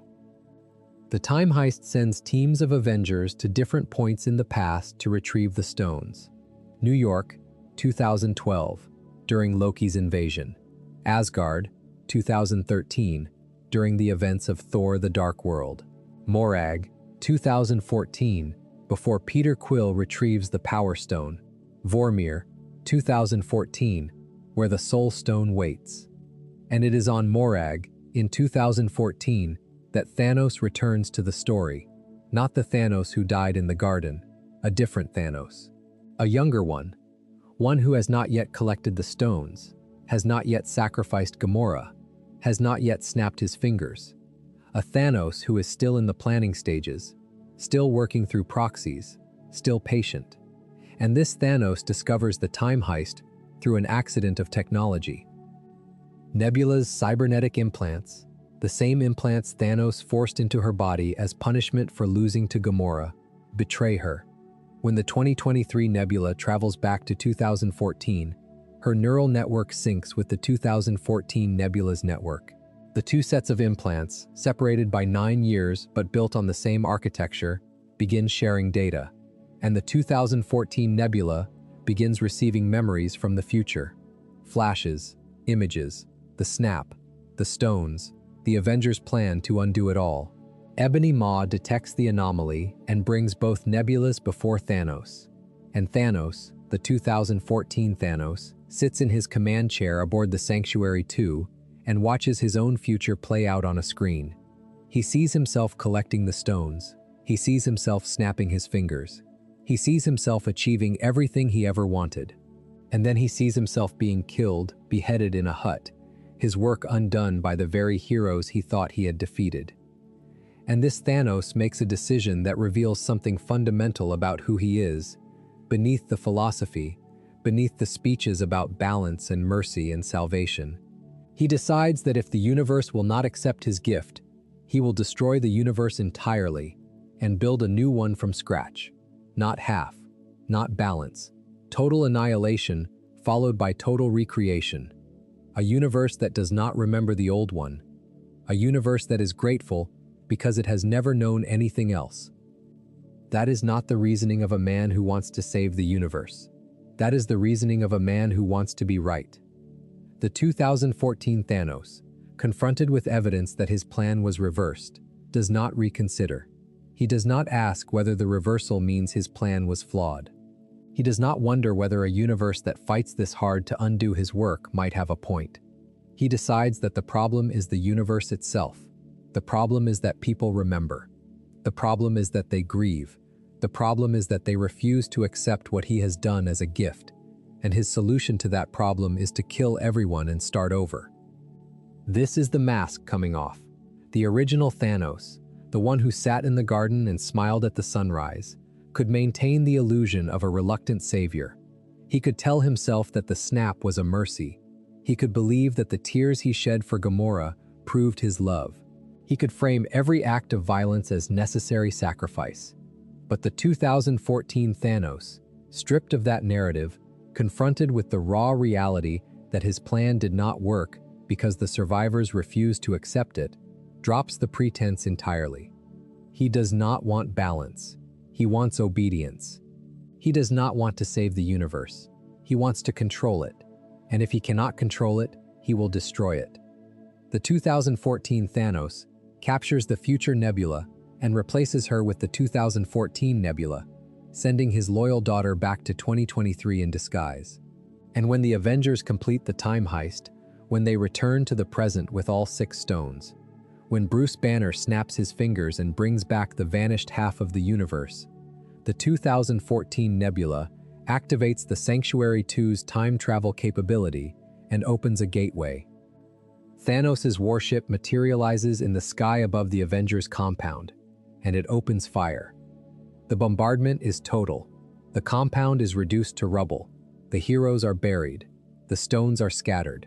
And Thanos descends from his ship, sits down on a piece of wreckage, and waits. He is not in a hurry. He has never been in a hurry. He removes his helmet. He plants the blade of his double-edged sword in the ground, and he waits for the Avengers to dig themselves out. 3 of them find him first: Tony Stark, Steve Rogers, Thor, the 3 original pillars of the Avengers. And the fight that follows is the most personal, most brutal, most emotionally charged battle in the entire MCU. Thor comes first, wielding both Stormbreaker and Mjolnir, the hammer he retrieved from the past during the time heist. He attacks with everything he has, and for a moment, his fury seems like enough. But Thor is not the god he was. 5 years of grief and guilt and alcohol have taken their toll, and Thanos, this younger, stronger, uninjured Thanos, is at the peak of his power. He beats Thor down. He takes Stormbreaker and begins pressing it into Thor's chest, slowly, methodically, using the god's own weapon against him. And then the hammer moves. Mjolnir rises from the ground. It hovers. It flies. Not to Thor, to Steve Rogers. Captain America reaches out his hand and Mjolnir flies into his palm, and the crack of thunder that follows is the sound of every fan who ever wondered if Steve was worthy getting their answer. He is. He always was. The hammer chose him, and with it comes the lightning. And Steve Rogers, the kid from Brooklyn who was too small to enlist, attacks Thanos with the combined force of the shield and the hammer. The fight is extraordinary. Steve fights with a ferocity that borders on recklessness, combining the shield throws that have defined his combat style for years with the lightning strikes and crushing blows of Mjolnir.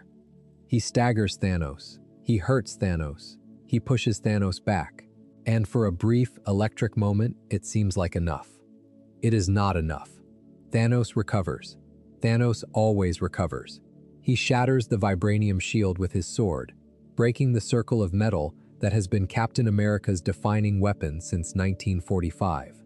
And then he beats Steve into the ground, leaving him bloody, bruised, barely able to stand, facing an army that is materializing behind Thanos as the Sanctuary 2 beams down legions of Outriders, Chitauri, and the remaining members of the Black Order. Steve stands up, because that is what Steve Rogers does. He stands up when he should stay down. He tightens the broken shield on his arm, and he faces the entire army alone. This moment needs to be understood not just as a hero standing against impossible odds, but as a direct philosophical confrontation between 2 worldviews. Thanos looks at the broken figure of Captain America and sees proof of his own thesis. Here is a being too stubborn to accept the inevitable. Here is a soldier standing against an army with a broken shield, throwing his life away in a gesture that cannot possibly succeed.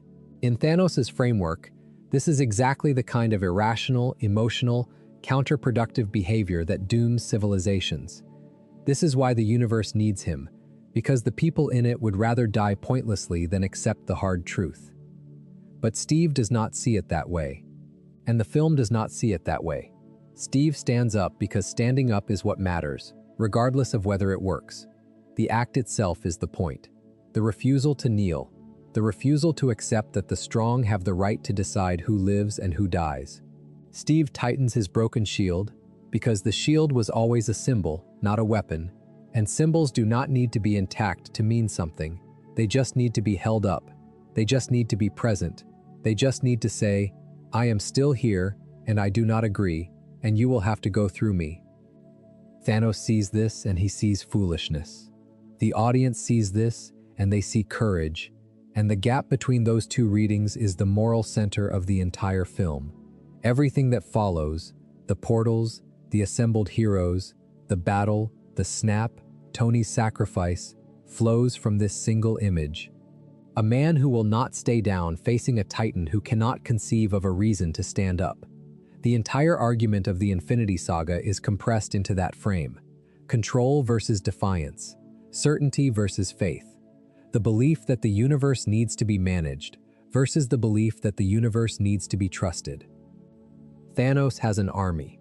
Steve has a broken shield and the absolute, granite-hard conviction that giving up is not an option.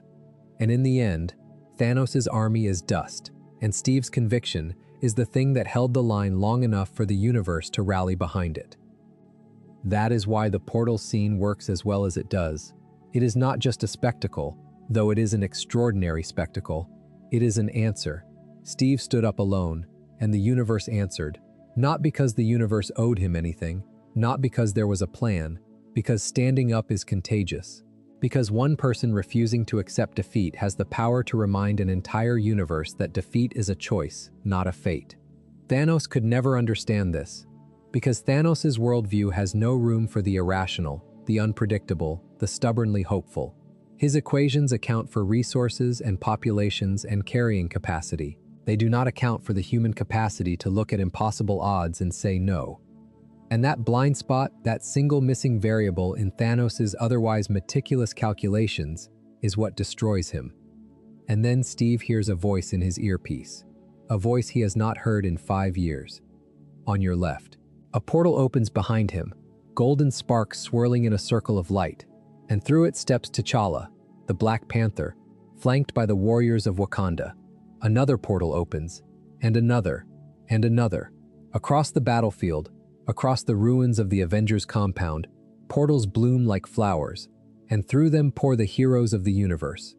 The Guardians of the Galaxy, the Sorcerers of Kamar Taj, the armies of Asgard, Spider-Man, Scarlet Witch, Falcon, Winter Soldier, Wasp, Pepper Potts in her own suit of armor, Doctor Strange, hovering in the air, conducting the portals like an orchestra, and Captain Marvel, rocketing through the atmosphere, trailing light, crashing through the Sanctuary 2, and destroying it in a single pass. Steve Rogers, standing at the center of it all, battered and bleeding, shield broken, hammer in hand, looks at the army assembled behind him and says 2 words: Avengers, assemble. The Battle of Earth is the largest, most complex action sequence ever staged in the MCU up to that point. Every hero, every army, every power set, converging on a single battlefield to stop Thanos from getting the stones. The nano gauntlet, the one Tony built to hold the stones, changes hands multiple times. Hawkeye carries it through the underground ruins of the compound. Black Panther runs with it across the battlefield. Spider-Man grabs it and swings through the carnage. Captain Marvel takes it and plows through Thanos' forces like a comet. Thanos fights them all. And this is where the 2014 Thanos truly shows what he is. He is not tired. He is not conflicted. He is not weeping over a daughter he sacrificed. He is a warrior in his prime, armed with a blade and a conviction that has hardened into something beyond reason. He fights Captain Marvel to a standstill. He headbutts her and she does not flinch. She grabs the gauntlet and begins to overpower him, and for one moment, the raw power of a being infused with the energy of the Space Stone itself seems like it might be enough to stop him. Then Thanos pulls the Power Stone from the gauntlet and punches her with it, and the blast sends her flying. He puts the stones back. He raises his hand.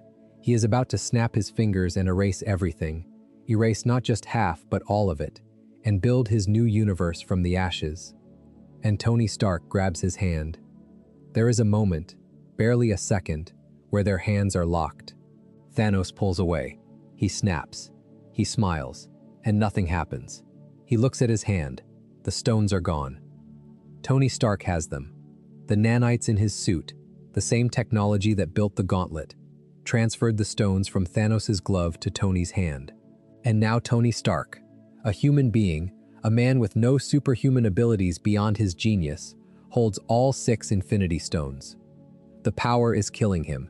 You can see it. The energy surges through his body, burning him from the inside, and he knows, he has always known, that this is how it ends. Doctor Strange, across the battlefield, holds up one finger. The one timeline. This is it. This is the moment. Tony looks at Thanos, and he says 3 words that carry the weight of 11 years and 22 films. I am Iron Man. He snaps his fingers. Thanos' army begins to dissolve. The Outriders crumble. The Chitauri collapse. The Black Order disintegrates. And Thanos himself, the Mad Titan, the being who believed he was the universe's salvation, watches his forces turn to ash around him. He sits down heavily on the battlefield. He does not rage. He does not curse. He does not make a speech. He sits, and he looks at nothing, and the expression on his face is not defeat. It is something closer to incomprehension. He cannot understand how this happened. He cannot understand how the universe could choose suffering over his salvation. And then the dust reaches him, and Thanos, the last Titan, dissolves into nothing. Tony Stark dies, surrounded by the people he loves. Pepper, Rhodey, Peter Parker. The stones have burned through his body, and there is no saving him, and the light in his arc reactor fades as Pepper tells him he can rest now. But this is not Tony's story. This is Thanos' story. And the juxtaposition of Tony's death and Thanos' dissolution is the final, definitive statement the Infinity Saga makes about what power is and what it is for. Tony Stark built things. That was his defining quality from the very first Iron Man film in 2008 to his last breath in 2019. He built suits, he built teams, he built a home, he built a family. He built a gauntlet that could hold the Infinity Stones. And in his final act, he used everything he had built, every innovation, every relationship, every sacrifice, to protect the people he loved. His power was always in service of creation.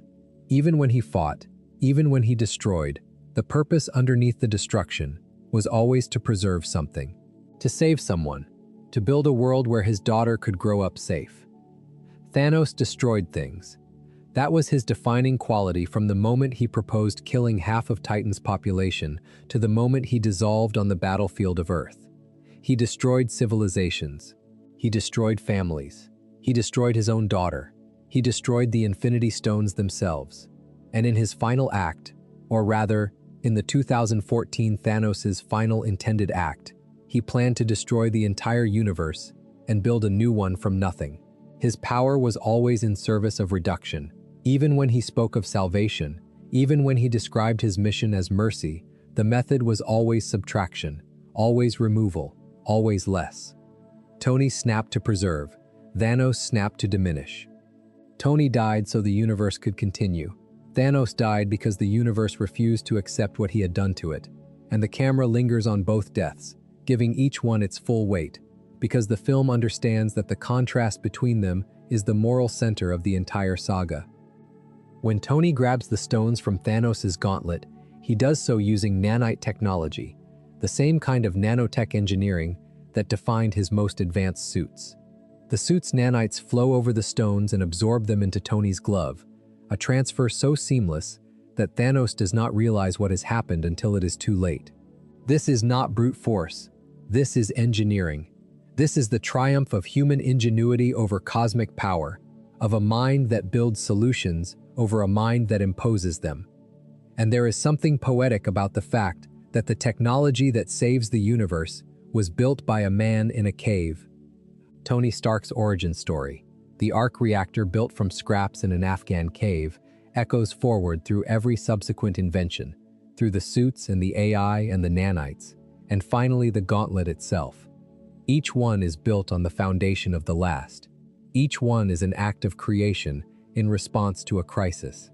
And the final creation, the snap that erases Thanos and his army, is the culmination of a lifetime of building, of making, of refusing to accept that the only solution to a problem is destruction. Thanos never built anything, not really.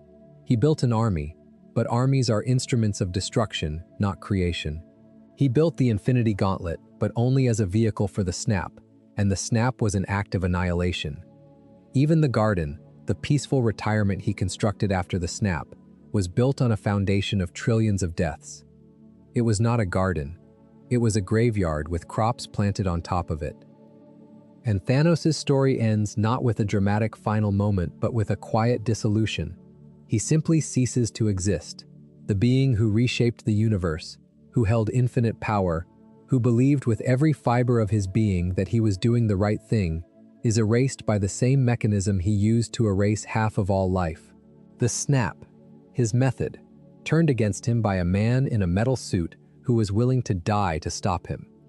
There is a question that lingers after both films are over, after the battles are done and the dead are mourned, and the universe begins to rebuild. The question is not whether Thanos was wrong. He was wrong.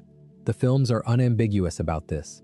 The question is why he was wrong, and the answer to that question is, what elevates the story of Thanos from a superhero narrative into something that resembles genuine tragedy? Thanos was wrong because his solution was not a solution, it was a delay. Halving the population of a planet does not solve the underlying problem of resource consumption. Populations grow back. They always grow back. Within generations, the numbers would return to where they were, and the same crisis would emerge again. Thanos' own logic, applied to its own premise, demonstrates that the snap was temporary at best. It bought time. It did not fix anything. But Thanos could not see that because seeing it would have meant admitting that Titan died for nothing, that his exile was for nothing, that every planet he invaded, every population he halved, every child he stole and reshaped was in service of a plan that did not work, and that admission would have destroyed him more completely than any weapon ever could. So he did not see it. He could not see it. His certainty was not a sign of strength. It was a fortress built around a wound, and the wound was the knowledge, buried so deep he could not access it, that he might be wrong. That is the tragedy. Not that Thanos was evil, not that he was powerful, not that he succeeded, that he was a broken man who turned his brokenness into a philosophy, and his philosophy into a crusade, and his crusade into the greatest act of destruction the universe had ever known. And at no point along that path did he stop and ask himself the one question that might have changed everything. What if I am wrong? He never asked it. He never could. And the universe paid the price. The films also explore what Thanos represents beyond the literal events of the plot. Thanos is, at his core, a story about the danger of absolute certainty.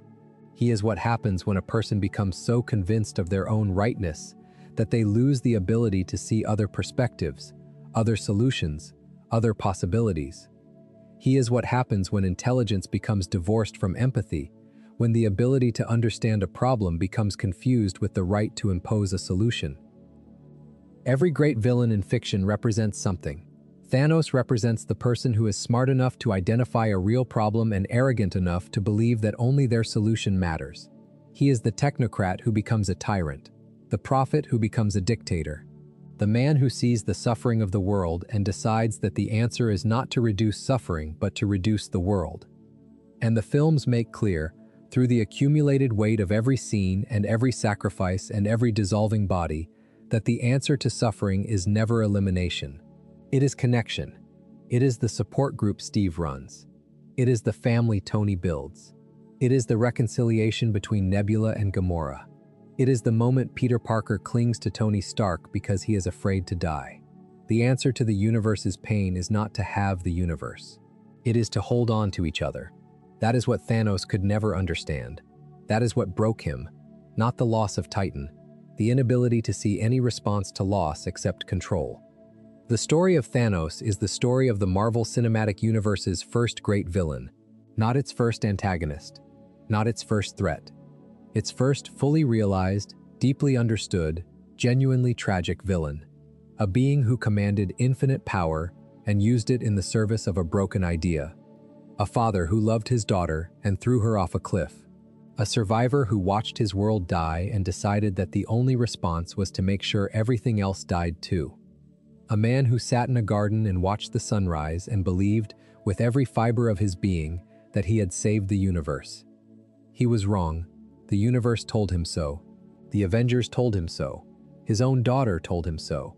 And he could not hear any of them, because the voice inside his head, the voice that had been speaking since the day Titan fell, was louder than all of them combined. That voice said he was the only one who understood. That voice said he was the only one willing to act. That voice said the universe was dying and he was its only hope. And that voice was wrong, and Thanos followed it all the way to the end. There is a final image worth holding on to. Not the snap, not the battle, not the dissolution. The image of Thanos as a young man on Titan, looking at the numbers, seeing the collapse coming, and trying to warn his people. In that moment, before the exile, before the armies, before the stones, he was just a person who saw a problem and wanted to fix it. That impulse, that desire to prevent suffering, was not evil. It was human. It was decent. It might even have been noble. But somewhere between the impulse and the execution, between the diagnosis and the prescription, something went terribly wrong. The desire to prevent suffering became the willingness to cause it. The empathy that made him see the problem became the arrogance that made him believe only his solution mattered. And the young man who wanted to save his world became the Titan who destroyed half the universe. That is not a small thing. That is the entire story. And once you see it, you cannot unsee it. Thanos was not born a monster. He was made one. Not by circumstance alone, though circumstance played its part, by the same thing that makes monsters of anyone: certainty. The unshakable, immovable, granite-hard certainty that you are right and everyone else is wrong. That certainty is the real villain of the Infinity Saga. Not the stones, not the gauntlet, not the army. The certainty. And the cure for certainty is doubt. And Thanos never doubted. Not once. Not for a single moment in a life that spanned centuries and crossed galaxies and reshaped reality itself. He should have. That is the whole story. Or at least, that is the version of the story that lives inside the films themselves. But there is another story layered underneath this one. A story about how Thanos was built. Not the character inside the fiction, but the character as a creative achievement, a figure shaped by decades of comic book history, by the vision of a single artist, by the technological revolution of motion capture performance, and by a series of storytelling decisions that transformed a purple-skinned space tyrant into arguably the most compelling villain in the history of blockbuster cinema. That story matters too, because the way Thanos was made tells you something about why he works so well, and why he lingers in the mind the way he does. Jim Starlin created Thanos in 1973. The character first appeared in the Invincible Iron Man number 55, cover dated February of that year, in a story co-scripted by Mike Friedrich. Starlin was a young artist at the time, freshly enrolled in college psychology courses, and the character he conceived was born directly from those studies. The name Thanos derives from Thanatos, the Greek personification of death, and more specifically, from Sigmund Freud's concept of the death drive, the theoretical instinct in all living things that pulls toward self-destruction, toward the cessation of being, toward entropy. That is what Starlin poured into the character from the very beginning. Thanos was not just a villain. He was an embodiment of a psychological concept. He was the death drive given a body and a throne and a mission. The visual design was equally deliberate. Starlin has spoken about how his original sketches for Thanos resembled Metron, one of Jack Kirby's New Gods characters from DC Comics. But his editor at the time, Roy Thomas, looked at the drawings and told Starlin to go bigger. If he was going to draw from Kirby's creations, Thomas said, he should draw from the most powerful one, Darkseid, the god of tyranny, the ruler of apocalypse. And so Thanos' design shifted, becoming broader, more imposing, more overtly threatening. The ridged chin, the massive frame, the throne floating in the void of space. These are echoes of Darkseid, refracted through Starlin's own sensibility and transformed into something distinct. But the element that truly set Thanos apart from Darkseid, or any other cosmic villain, was his motivation. In the comics, Thanos was not driven by a philosophical commitment to balance. He was driven by love, specifically by his obsessive, unrequited love for Mistress Death, the living embodiment of death in the Marvel Universe. Everything Thanos did, every world he conquered, every life he took, every stone he collected, was an offering, a gift. A desperate, pathetic attempt to win the affection of a being who personified the end of all things. He wiped out half the universe's population in the 1991 crossover event, The Infinity Gauntlet. written by Starlin himself, not because he believed it would bring balance, but because he thought it would make death love him. She did not. She never did. Even when Thanos achieved omnipotence, even when he held power beyond anything else in existence, death turned away from him. The cruel irony was that, in becoming all-powerful, Thanos had become death's superior, and she could not love something above her. He could not win. The very act of pursuing her drove her further away. And that tragic, almost pitiable quality, the image of the most powerful being in the universe, desperately seeking the approval of someone who would never give it, became the defining feature of the comic book Thanos. The Marvel Cinematic Universe changed this, completely, deliberately, and the change is one of the most important creative decisions in the entire franchise. When the Russo brothers and screenwriters Christopher Marcus and Stephen McFeely sat down to build the cinematic version of Thanos, they made a choice that went against decades of comic book tradition. They removed the love story. They removed death. They removed the pathetic, lovelorn quality that had defined the character in print, and they replaced it with something far more unsettling. They gave Thanos a philosophy he genuinely believed in. The comic book Thanos is easier to dismiss. He is a creature of obsession, driven by a love that is clearly irrational, clearly destructive, clearly self-defeating. You can point at him and say, he is mad, and the diagnosis is straightforward. But the MCU Thanos is harder to dismiss because his reasoning, while deeply flawed, is internally consistent. He identifies a real problem, finite resources, and infinite growth. He proposes a solution: reduce the population. He is willing to bear the cost, including the cost to himself. And he does not do it for love, or for power, or for glory. He does it because he believes it is right. That is what makes him terrifying. Not the power, not the army, the sincerity. The Russo brothers have spoken about this in multiple interviews.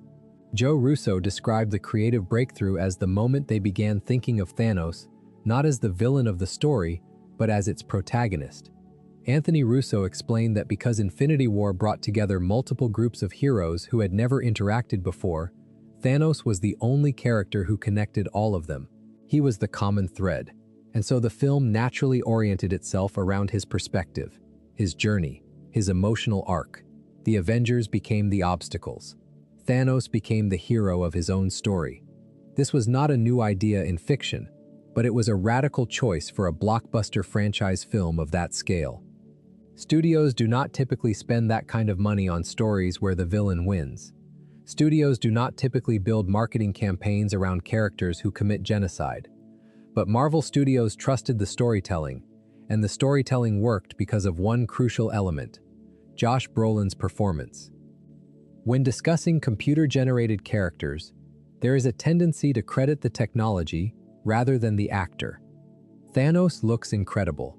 The rendering, the detail, the way light plays across his skin is a technical marvel produced by teams at Digital Domain, Weta Digital, and Industrial Light and Magic.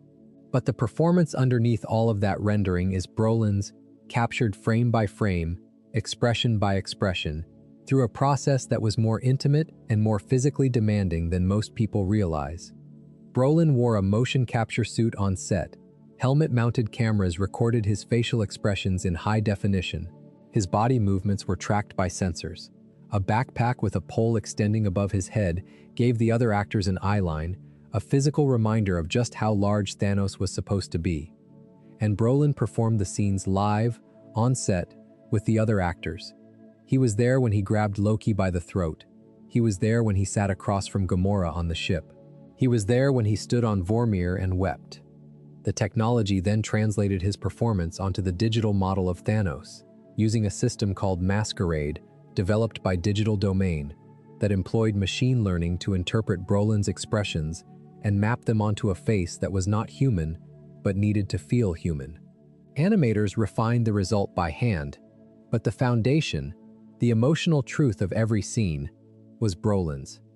The tear that rolls down Thanos' cheek on Vormir is a digital tear, but the grief behind it is a real actor accessing a real emotion, and the audience can tell the difference, even if they cannot articulate how. This is why Thanos works. Not because the writing is good, though it is. Not because the effects are seamless, though they are. Because a human being sat in a motion capture suit and made you believe that a 10-foot purple alien could feel something. The sadness on Vormir, the calm on the Statesman, the rage on Titan when Star-Lord wakes him from Mantis's trance, the quiet satisfaction in the garden.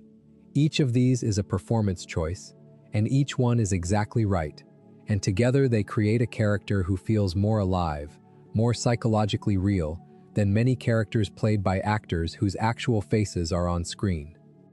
Something else worth examining about Thanos is the way the films use him to explore a very specific kind of relationship to power, because Thanos does not relate to the Infinity Stones the way anyone else in the MCU does. Every other character who encounters an Infinity Stone is either destroyed by it, corrupted by it, or transformed by it. The Power Stone kills anyone who touches it directly, as the Guardians of the Galaxy learned when they nearly died holding it as a group.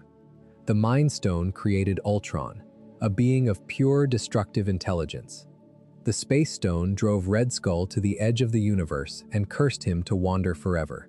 The Reality Stone consumed Jane Foster and nearly killed her. The Time Stone carries warnings about its use that even the sorcerers of Kamartaj take seriously. But Thanos picks up stone after stone, and they do not destroy him. They do not corrupt him. They do not change who he is. He absorbs each one the way a king absorbs a new territory, calmly, methodically, with the assumption that it belongs to him, and there is a reason for this. And the reason has nothing to do with Thanos' physical resilience, though he is immensely powerful. It has to do with his certainty. The Infinity Stones, as presented in the MCU, respond to will, to intention, to the clarity of the user's purpose, and Thanos has more clarity of purpose than any being who has ever held them. He does not waver. He does not second guess. He does not reach for the stones with a divided mind or a conflicted heart. He reaches for them knowing exactly what he is going to do with them, and that certainty, that terrible, beautiful, devastating certainty, makes him the perfect vessel. Think about the contrast with Tony Stark. When Tony finally holds the stones in Endgame, the power kills him almost instantly. Not because Tony is weak, because Tony is human. Because Tony holds the stones with all the complexity of a human mind, with love for his daughter and grief for his friends, and fear of death, and determination to do the right thing, all swirling together in a single moment of overwhelming emotion. The stones burn through him because a human mind cannot contain infinite power and remain intact. The consciousness fractures under the weight. Thanos holds the same stones and survives, damaged but functional, because his mind is simpler, not less intelligent. Simpler. He has one thought, one purpose, one driving conviction. And that single-mindedness, which is his greatest strength as a villain, is also his greatest limitation as a person. He can wield infinite power because he has reduced his entire being to a single equation. And that reduction is what makes him tragic. He had to become less than what he was in order to become more powerful than anything else. On Thanos' ship, the Sanctuary 2, there is a conversation between Thanos and Gamora that often gets overlooked in discussions of Infinity War. Thanos tells Gamora that after he halved her planet's population, the children born there knew nothing but full bellies and clear skies. He describes it as a paradise. He says Zen-Huberi was on the brink of collapse and that his intervention saved it. Gamora's response is quiet and certain. She calls it genocide. She does not argue the numbers. She does not dispute the outcome. She simply names what he did in the plainest possible language and waits for him to hear himself. He does not hear himself. He cannot, because the word genocide carries a moral weight that Thanos has spent centuries learning to ignore. To him, the word is irrelevant. What matters is the result. The children are fed, the sky is clear, the planet endures. If you have to kill half a civilization to achieve that, then half a civilization is the price, and the price is worth paying, and anyone who disagrees is simply too weak or too sentimental to see the truth. This is the core of Thanos' worldview, and it is the core of what makes him dangerous as a fictional construct. He has separated the act from its moral context. He can describe genocide in the same tone of voice he might use to describe crop rotation. The act itself has been neutralized, stripped of its horror, filed away under the category of necessary sacrifice. And the films are very careful never to let the audience do the same thing. Every time Thanos describes his actions in clinical, detached terms, the film cuts to the consequences. The bodies on the Asgardian ship, Gamora's tears, Nebula's cybernetic scars, Peter Parker dissolving in Tony Stark's arms. The films keep returning to the human cost that Thanos has abstracted away, and the tension between his language and the images on screen is where the real critique lives. Thanos speaks in abstractions. The universe speaks in bodies. That is the gap. That is where the insight lives. And the films never close it. They never let Thanos see what the audience sees. They never give him a moment of recognition where he understands what his abstractions actually mean in practice. He dies, both times, fully committed to his own righteousness. And that refusal to grant him a redemptive epiphany is one of the bravest choices the franchise ever made. There is a version of this story where Thanos has a change of heart, where, in his final moments, he looks at the devastation he has caused and understands, truly understands, that he was wrong. That version would be satisfying in a certain way. It would give the audience closure. It would validate the hero's arguments. It would tie a neat bow around the narrative. But it would also be a lie. People like Thanos do not have changes of heart. People who have built their entire identity around a single conviction, who have sacrificed everything and everyone to maintain that conviction, who have organized their whole existence around the certainty that they are right, do not suddenly see the truth in their final moments. The conviction is the last thing to go, if it goes at all. And the films honor that reality by letting Thanos die as he lived, certain, unrepentant, convinced to the very end that the universe needed saving and that he was the one to save it. Let us return to a moment that deserves more attention than it typically receives. The moment in Endgame where Thanos, the original Thanos, the one in the garden, reveals that he has destroyed the Infinity Stones. The surviving Avengers have traveled across the galaxy to find him.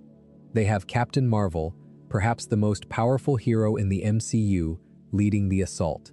They have War Machine, Nebula, Rocket, Thor, Black Widow, Captain America, and Bruce Banner. They have every reason to believe that they can take the stones from Thanos by force and reverse the snap, and then Thanos tells them the stones are gone. He used the stones to destroy the stones. The power of that act nearly killed him.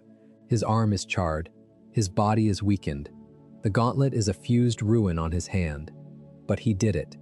He destroyed the only things in the universe that could undo what he had done, and he did it because he knew, with the same certainty that had driven every other decision in his life, that someone would come for them. Someone would try to reverse his work, and he could not allow that. Think about what that reveals about his state of mind. Thanos does not trust the universe to accept his gift. He does not believe that the surviving half will look around at the abundance he has created and be grateful. He knows they will try to bring everyone back. He knows they will fight. He knows that the natural response to what he has done is not gratitude but resistance. And so he destroys the instruments of his own power to make that resistance futile. That is not the behavior of someone who believes they are saving the world. That is the behavior of someone who knows, on some level too deep to articulate, that the world does not want what they are offering. A genuine savior would not need to destroy the tools of salvation to prevent people from reversing the rescue. A genuine savior would trust that the rescued would eventually understand. Thanos does not trust. Thanos locks the door behind him and throws away the key, and then sits down and pretends that the garden around him is evidence of paradise when it is actually evidence of a prison. He has imprisoned the universe in the outcome he chose for it, and the destruction of the stones is the final lock on the cell door. Nebula confirms that Thanos is not a liar, and that confirmation is loaded with meaning. She does not say he is truthful. She says he is not a liar. That distinction matters. Thanos does not need to lie because the truth, as he understands it, already supports his position. He believes every word he says. He believes the snap was necessary. He believes the destruction of the stones was prudent. He believes his retirement to the garden is earned. None of these beliefs require deception, because Thanos has constructed an internal reality so airtight, so self-reinforcing, that the truth and his narrative are, to him, identical. And Nebula, who grew up inside that reality, who was shaped and broken and rebuilt by the man who created it, recognizes the pattern even if she cannot articulate it. She knows he is telling the truth about the stones because she knows how his mind works. She knows that destroying the stones is exactly what Thanos would do because it is the logical extension of the same philosophy that made him cut her apart and put her back together every time she lost a fight. Control, permanence, the elimination of any variable that might undo his work. Now there is a dimension of the Thanos story that extends beyond the two Avengers films, and it lives in the corners of the broader MCU. It lives in the way other characters talk about him, reference him, and carry the weight of what he did long after he is gone. In Spider-Man Far From Home, released on July 2, 2019, the snap is referred to as the blip, and the film explores what it was like for the people who were erased and then brought back. 5 years passed for the world. 0 time passed for the vanished. Students who were 16 when they dissolved came back to find their younger classmates, now older than them. Families were fractured, relationships dissolved. The logistics of half the world disappearing and then reappearing are staggering when you start to think about them. And the MCU explores these consequences with a specificity that keeps Thanos' shadow present even in films where he never appears. In WandaVision, the Disney Plus series released in January of 2021, the grief that Wanda Maximoff carries from losing Vision becomes the engine of an entirely new story. Vision died because of Thanos, not indirectly, directly. Thanos reversed time to restore the Mind Stone and then tore it from Vision's head. Every bizarre, heartbreaking thing that happens in Westview, every layer of sitcom reality that Wanda constructs to avoid her grief, traces back to that moment on the battlefield of Wakanda where Thanos undid her sacrifice and killed the man she loved anyway.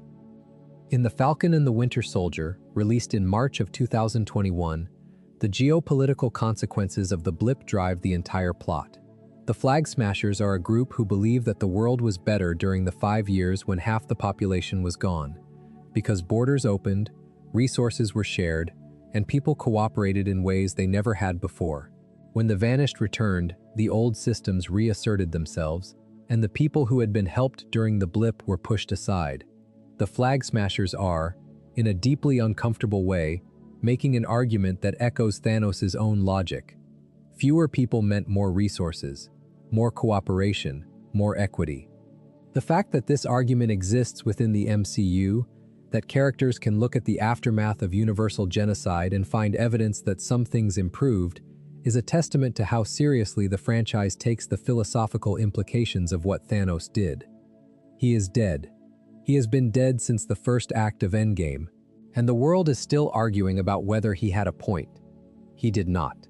The films are clear about this, but the fact that the argument exists, the fact that it can be made with real evidence drawn from the fictional world the films have built, demonstrates the depth of the character and the complexity of the story that was constructed around him.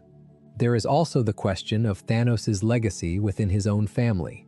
Gamora, the 2014 version who traveled forward in time with Thanos' army, survives the Battle of Earth. But she is not the same Gamora. She has not lived the experiences that bonded her to the Guardians of the Galaxy. She does not know Peter Quill. She does not love him. She does not have the memories of the years they spent together. The Gamora who loved and was loved is dead, sacrificed on Vormir, and no amount of time travel can bring her back in the form the Guardians knew. Nebula, by contrast, emerges from the events of Endgame as one of the most transformed characters in the MCU. She killed her own 2014 self to save the Avengers. Think about that. She literally destroyed the version of herself that was still loyal to Thanos, the version that still craved his approval, the version that had not yet learned to be anything other than what he made her. That act is not just self-defense, it is self-liberation. It is Nebula choosing the person she has become over the person Thanos made her, and it is one of the most quietly powerful moments in the entire film. By the time of Guardians of the Galaxy Volume 3, released on May 5, 2023, and directed by James Gunn, Nebula has become a leader. She is practical, competent, and deeply caring in a way she never could have been under Thanos' control. The metal body he gave her as punishment has become the body she uses to protect people. The emotional numbness he instilled in her has been replaced by a fierce, awkward, deeply felt capacity for connection. She is, in many ways, the ultimate refutation of Thanos' philosophy. He believed that suffering was the price of survival. Nebula proves that survival is only meaningful when it leads to something beyond suffering. And Gamora, the 2014 Gamora, eventually finds her own path. She joins the Ravagers. She builds a life that is entirely her own, not defined by Thanos, not defined by the Guardians, not defined by the memories of a relationship she never had. She is free in a way that no version of Gamora has ever been, and that freedom is its own kind of answer to the story of Thanos. He controlled everything. He dictated the terms of every relationship, and his daughter, or at least a version of his daughter, walked away from all of it and built something new.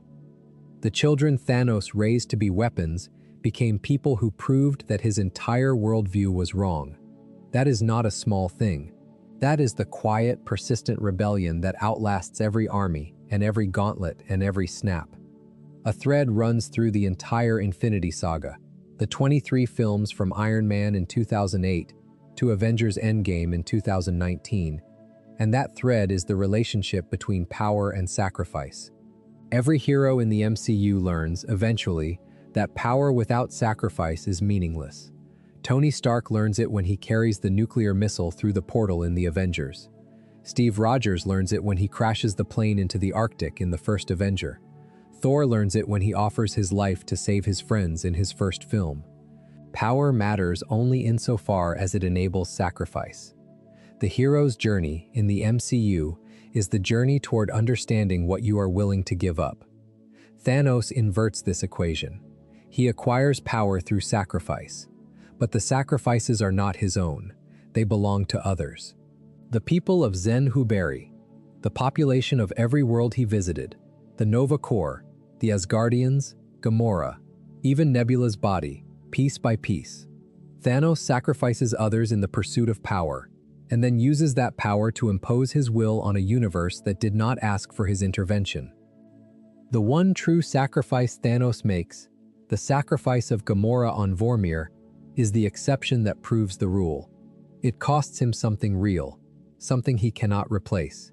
And the film treats that cost with gravity and emotional weight. But even that sacrifice is corrupted by its purpose. Thanos does not sacrifice Gamora to save anyone.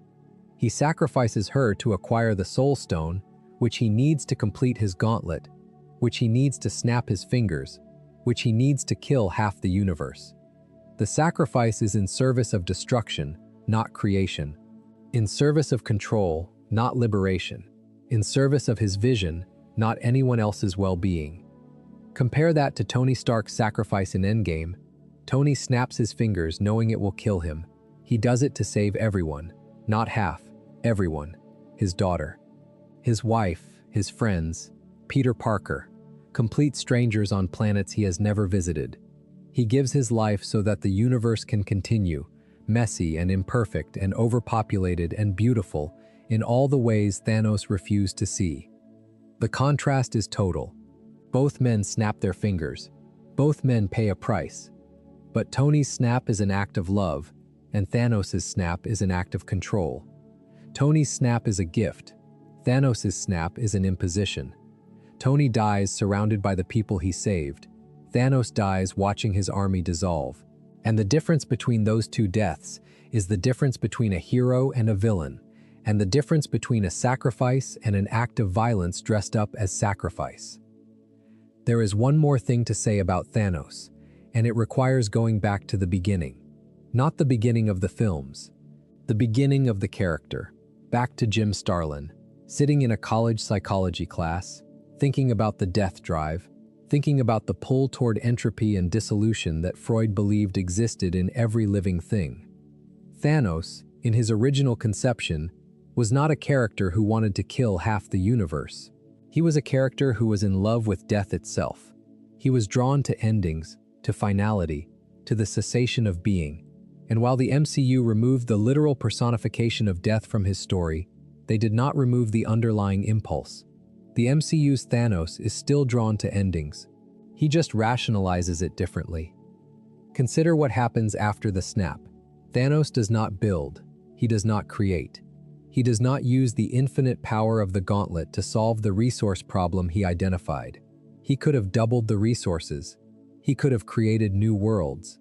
He could have used the reality stone to reshape the universe into something that could sustain its population.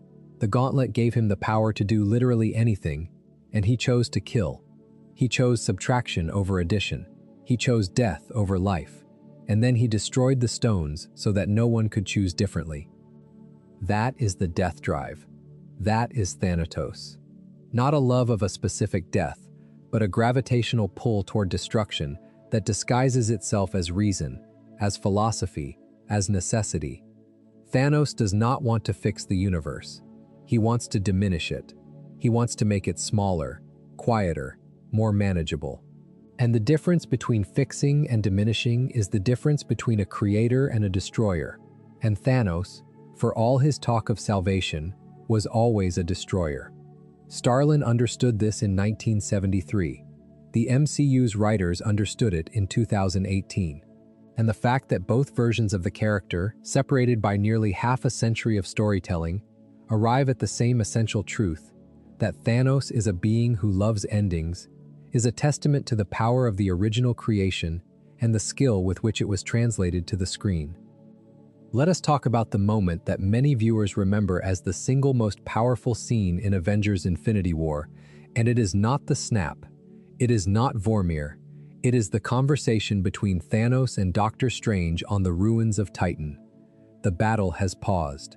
Strange and Thanos face each other amid the rubble of a destroyed world, and Strange presses Thanos on his plan, cutting to the heart of everything. He challenges Thanos on whether his plan might not work, whether the universe might not recover, whether the survivors might not thrive, whether the balance he envisions might not materialize. And Thanos answers with a patience that is almost unsettling. He does not dismiss the question. He engages with it. He talks about Titan. He talks about what happened when his people refused to listen. He talks about the proof he has accumulated over centuries of implementing his plan on planet after planet. And then he says something that reveals the absolute core of who he is. He says that he is the only one with the will to act on what everyone else knows is true. That single statement contains the entirety of Thanos' psychology. He does not believe he has unique knowledge. He believes everyone knows what he knows. The universe is dying. Resources are finite. Growth is unsustainable. He believes that every leader, every philosopher, every thinker in the universe has arrived at the same conclusion he has and simply lacked the courage to act on it. His mission is not to educate the universe. It is to do what the universe already knows needs to be done, but is too cowardly to do itself. This is the deepest form of arrogance. Not the belief that you know better, but the belief that everyone agrees with you and is simply too weak to act. It removes the possibility of genuine disagreement. It turns every opponent into a coward and every critic into a hypocrite. If you believe that everyone secretly agrees with you, then no argument can reach you. No counter-proposal can sway you. No evidence of a better way can penetrate the shell of your conviction, because you have already decided that the evidence does not exist. Strange sees this. You can see it in his face during the exchange. He is not just assessing Thanos' power, he is assessing his mind. And what he finds there is something that even the Sorcerer Supreme, a man who has bent time and peered into millions of futures, cannot reason with. Thanos is beyond reasoning, not because he is irrational, but because his rationality has been sealed shut. There is no opening, no crack, no angle of approach that could introduce doubt into a system that has been designed, over centuries, to be doubt-proof. And that is why Strange gives him the stone. Not because Strange gives up, because Strange understands that Thanos cannot be stopped with arguments or even with force. Not in this moment, not in this timeline. The only thing that can stop Thanos is Thanos. His own certainty, carried to its logical conclusion, will eventually destroy him. The 2014 Thanos, who travels forward in time and declares his intention to destroy the universe entirely, is the natural endpoint of the original Thanos' philosophy. If the universe will not accept balance, destroy the universe. If the survivors will not be grateful, eliminate the survivors. The logic spirals inward, tighter and tighter, until the only conclusion left is total annihilation, and that conclusion is so transparently monstrous that even the most sympathetic listener can no longer maintain the pretense that Thanos is a savior. Strange sees this future. He sees that the only way to defeat Thanos is to let his philosophy defeat itself. And so he gives up the stone, and he saves Tony Stark, and he trusts that the one timeline in 14 million will unfold the way it needs to.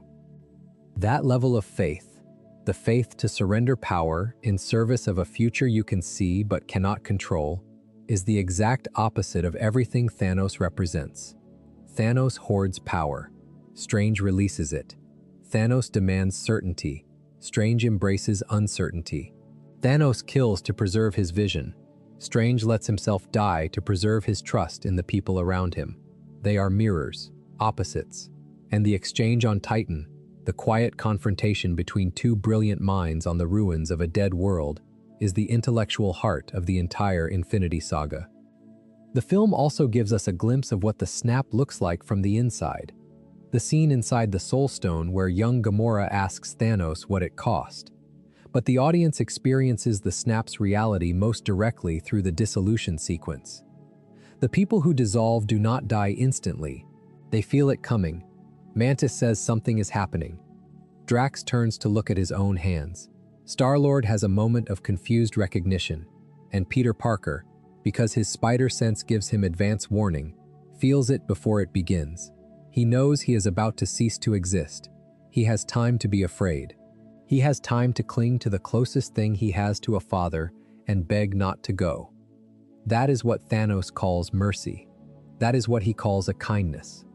A teenage boy, trembling with fear, dissolving in the arms of the man who swore to protect him, saying, "I do not want to go." The gap between Thanos' description of his act, painless, random, fair, and the reality of what we see on screen is the entire moral argument of the film compressed into a single scene. Thanos said it would be painless. It was not painless. It was terrifying. It was disorienting. It was a moment of pure existential horror experienced by trillions of beings simultaneously. And Thanos never saw it. He was in his garden, watching the sunrise, believing he had done something beautiful, while across the universe, people were screaming and reaching for each other and crumbling into dust. The films do not comment on this disconnect directly. They do not need to.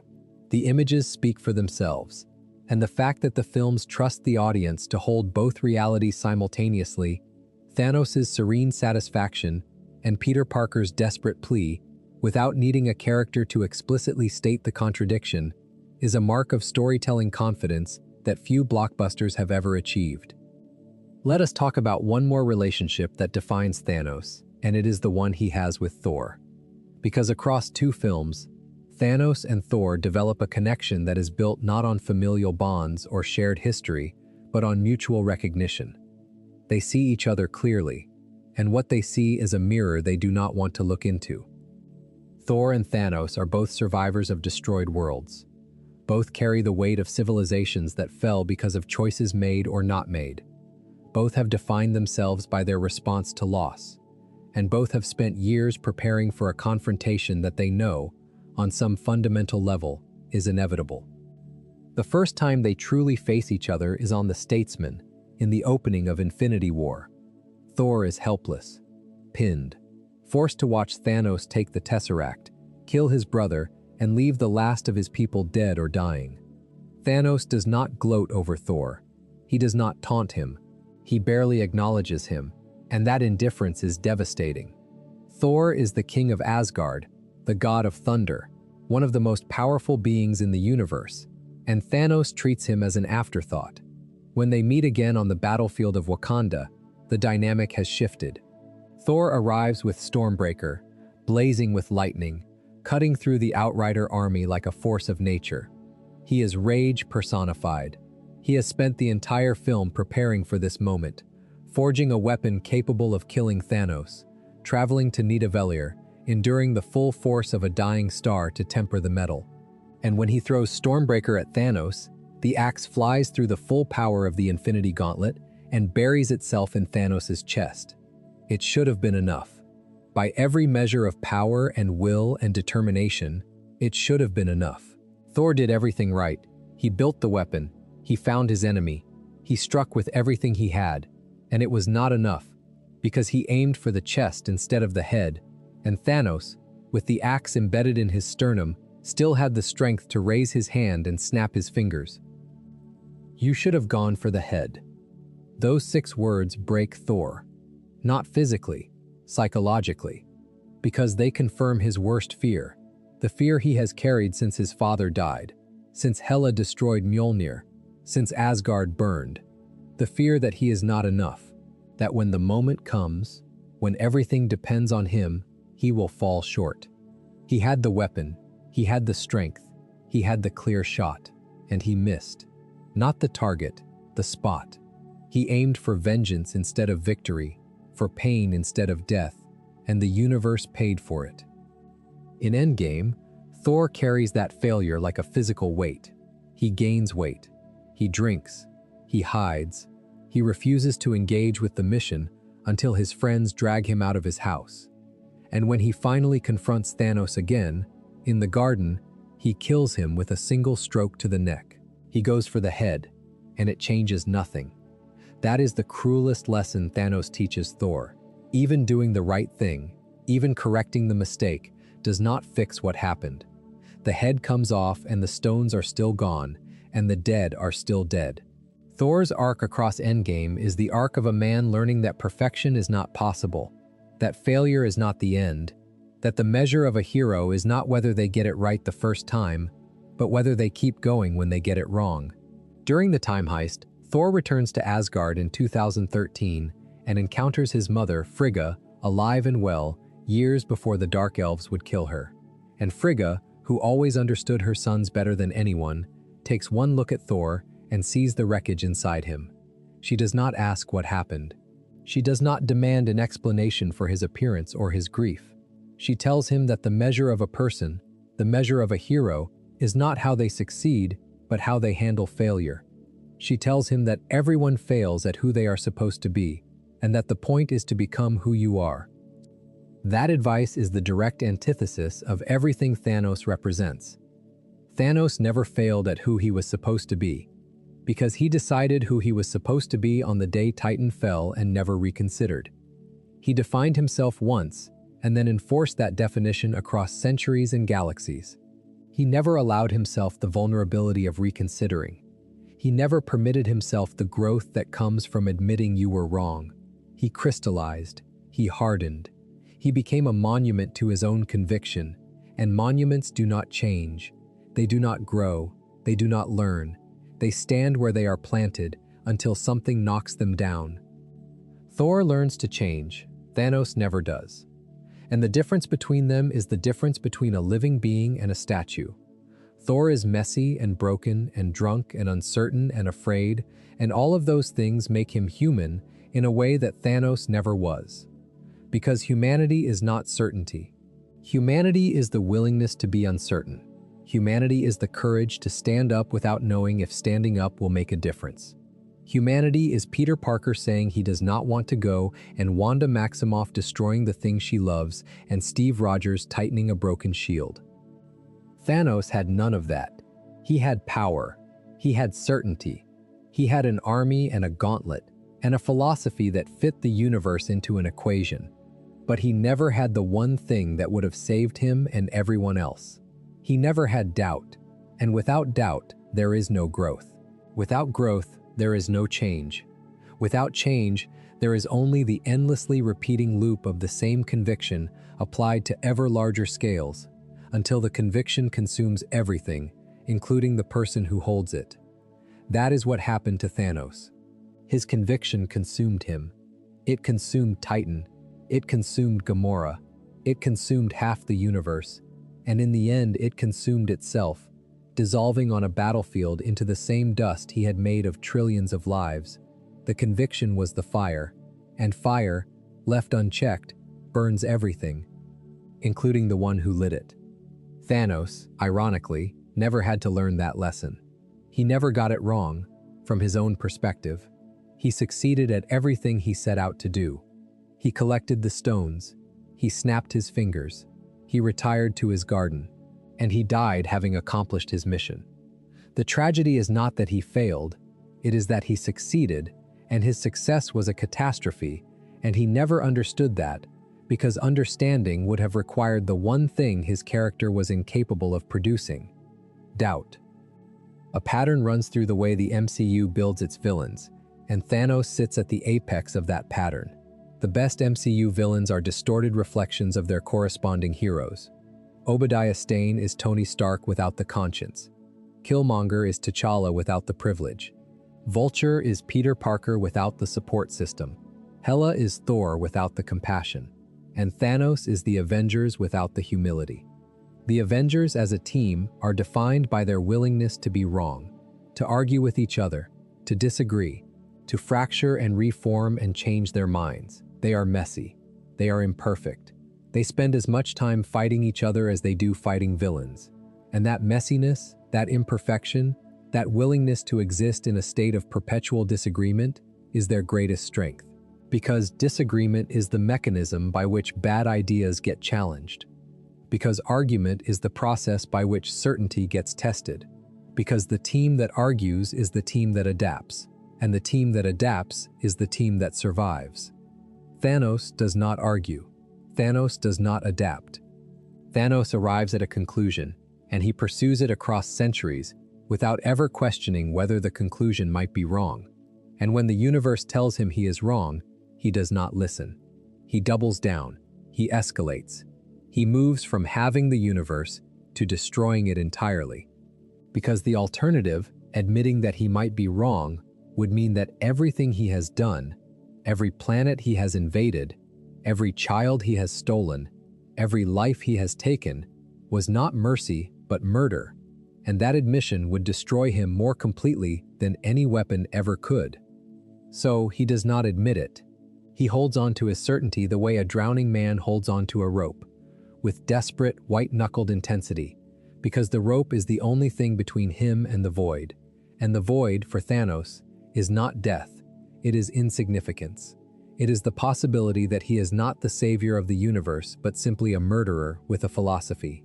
That possibility is the one thing Thanos cannot survive, and so he builds his entire existence around ensuring he never has to face it. That is the whole story, or at least, it is the story as the films tell it. But the truth is that the story of Thanos does not end with his dissolution. It does not end with Tony Stark's sacrifice, or the rebuilding of the universe, or the moving on of the heroes who survived. The story of Thanos lives on in the question he asked, the question the universe is still answering. Is the universe sustainable? Can life continue to grow without consuming everything that sustains it? Is there a point at which the numbers become too large and something has to give? These are real questions. They are the same questions that climate scientists and economists and philosophers and policymakers wrestle with in the real world.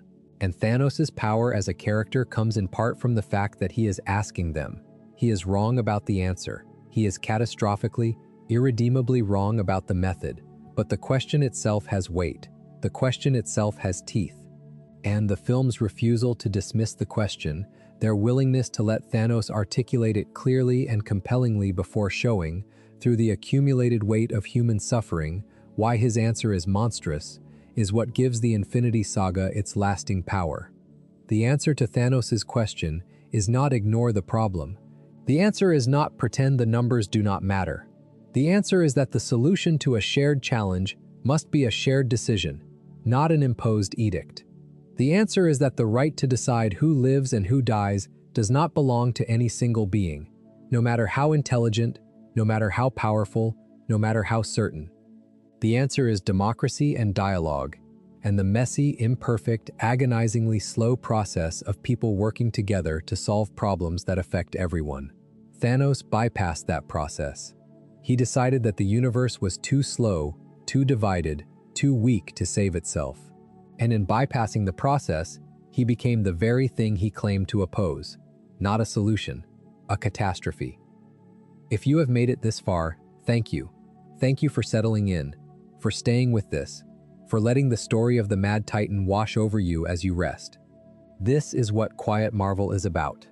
Taking the time to sit with these stories, to turn them over, to find the weight inside them. And the story of Thanos has more weight than most. He was a child who saw the end coming and was punished for saying so. He was a conqueror who believed he was a healer. He was a father who confused ownership with love. He was a philosopher who confused certainty with truth. And he was, in the end, a man who held the power of a god and used it to prove that he was right, and the proof destroyed him, and the universe survived anyway. The universe always survives. That is the thing Thanos could never accept. Not because the universe is strong, though it is, because the universe is stubborn, because the people in it are stubborn, because a teenager will cling to his mentor and say he does not want to go, because a woman will destroy the man she loves to save the world, because a soldier will stand up when he should stay down, because a man in a metal suit will snap his fingers knowing it will kill him because it is the right thing to do. Thanos wanted to save the universe by controlling it. The Avengers saved the universe by believing in it. That is the difference. That is the whole difference. If you enjoyed the video, make sure to subscribe, and I'll see you in the next one.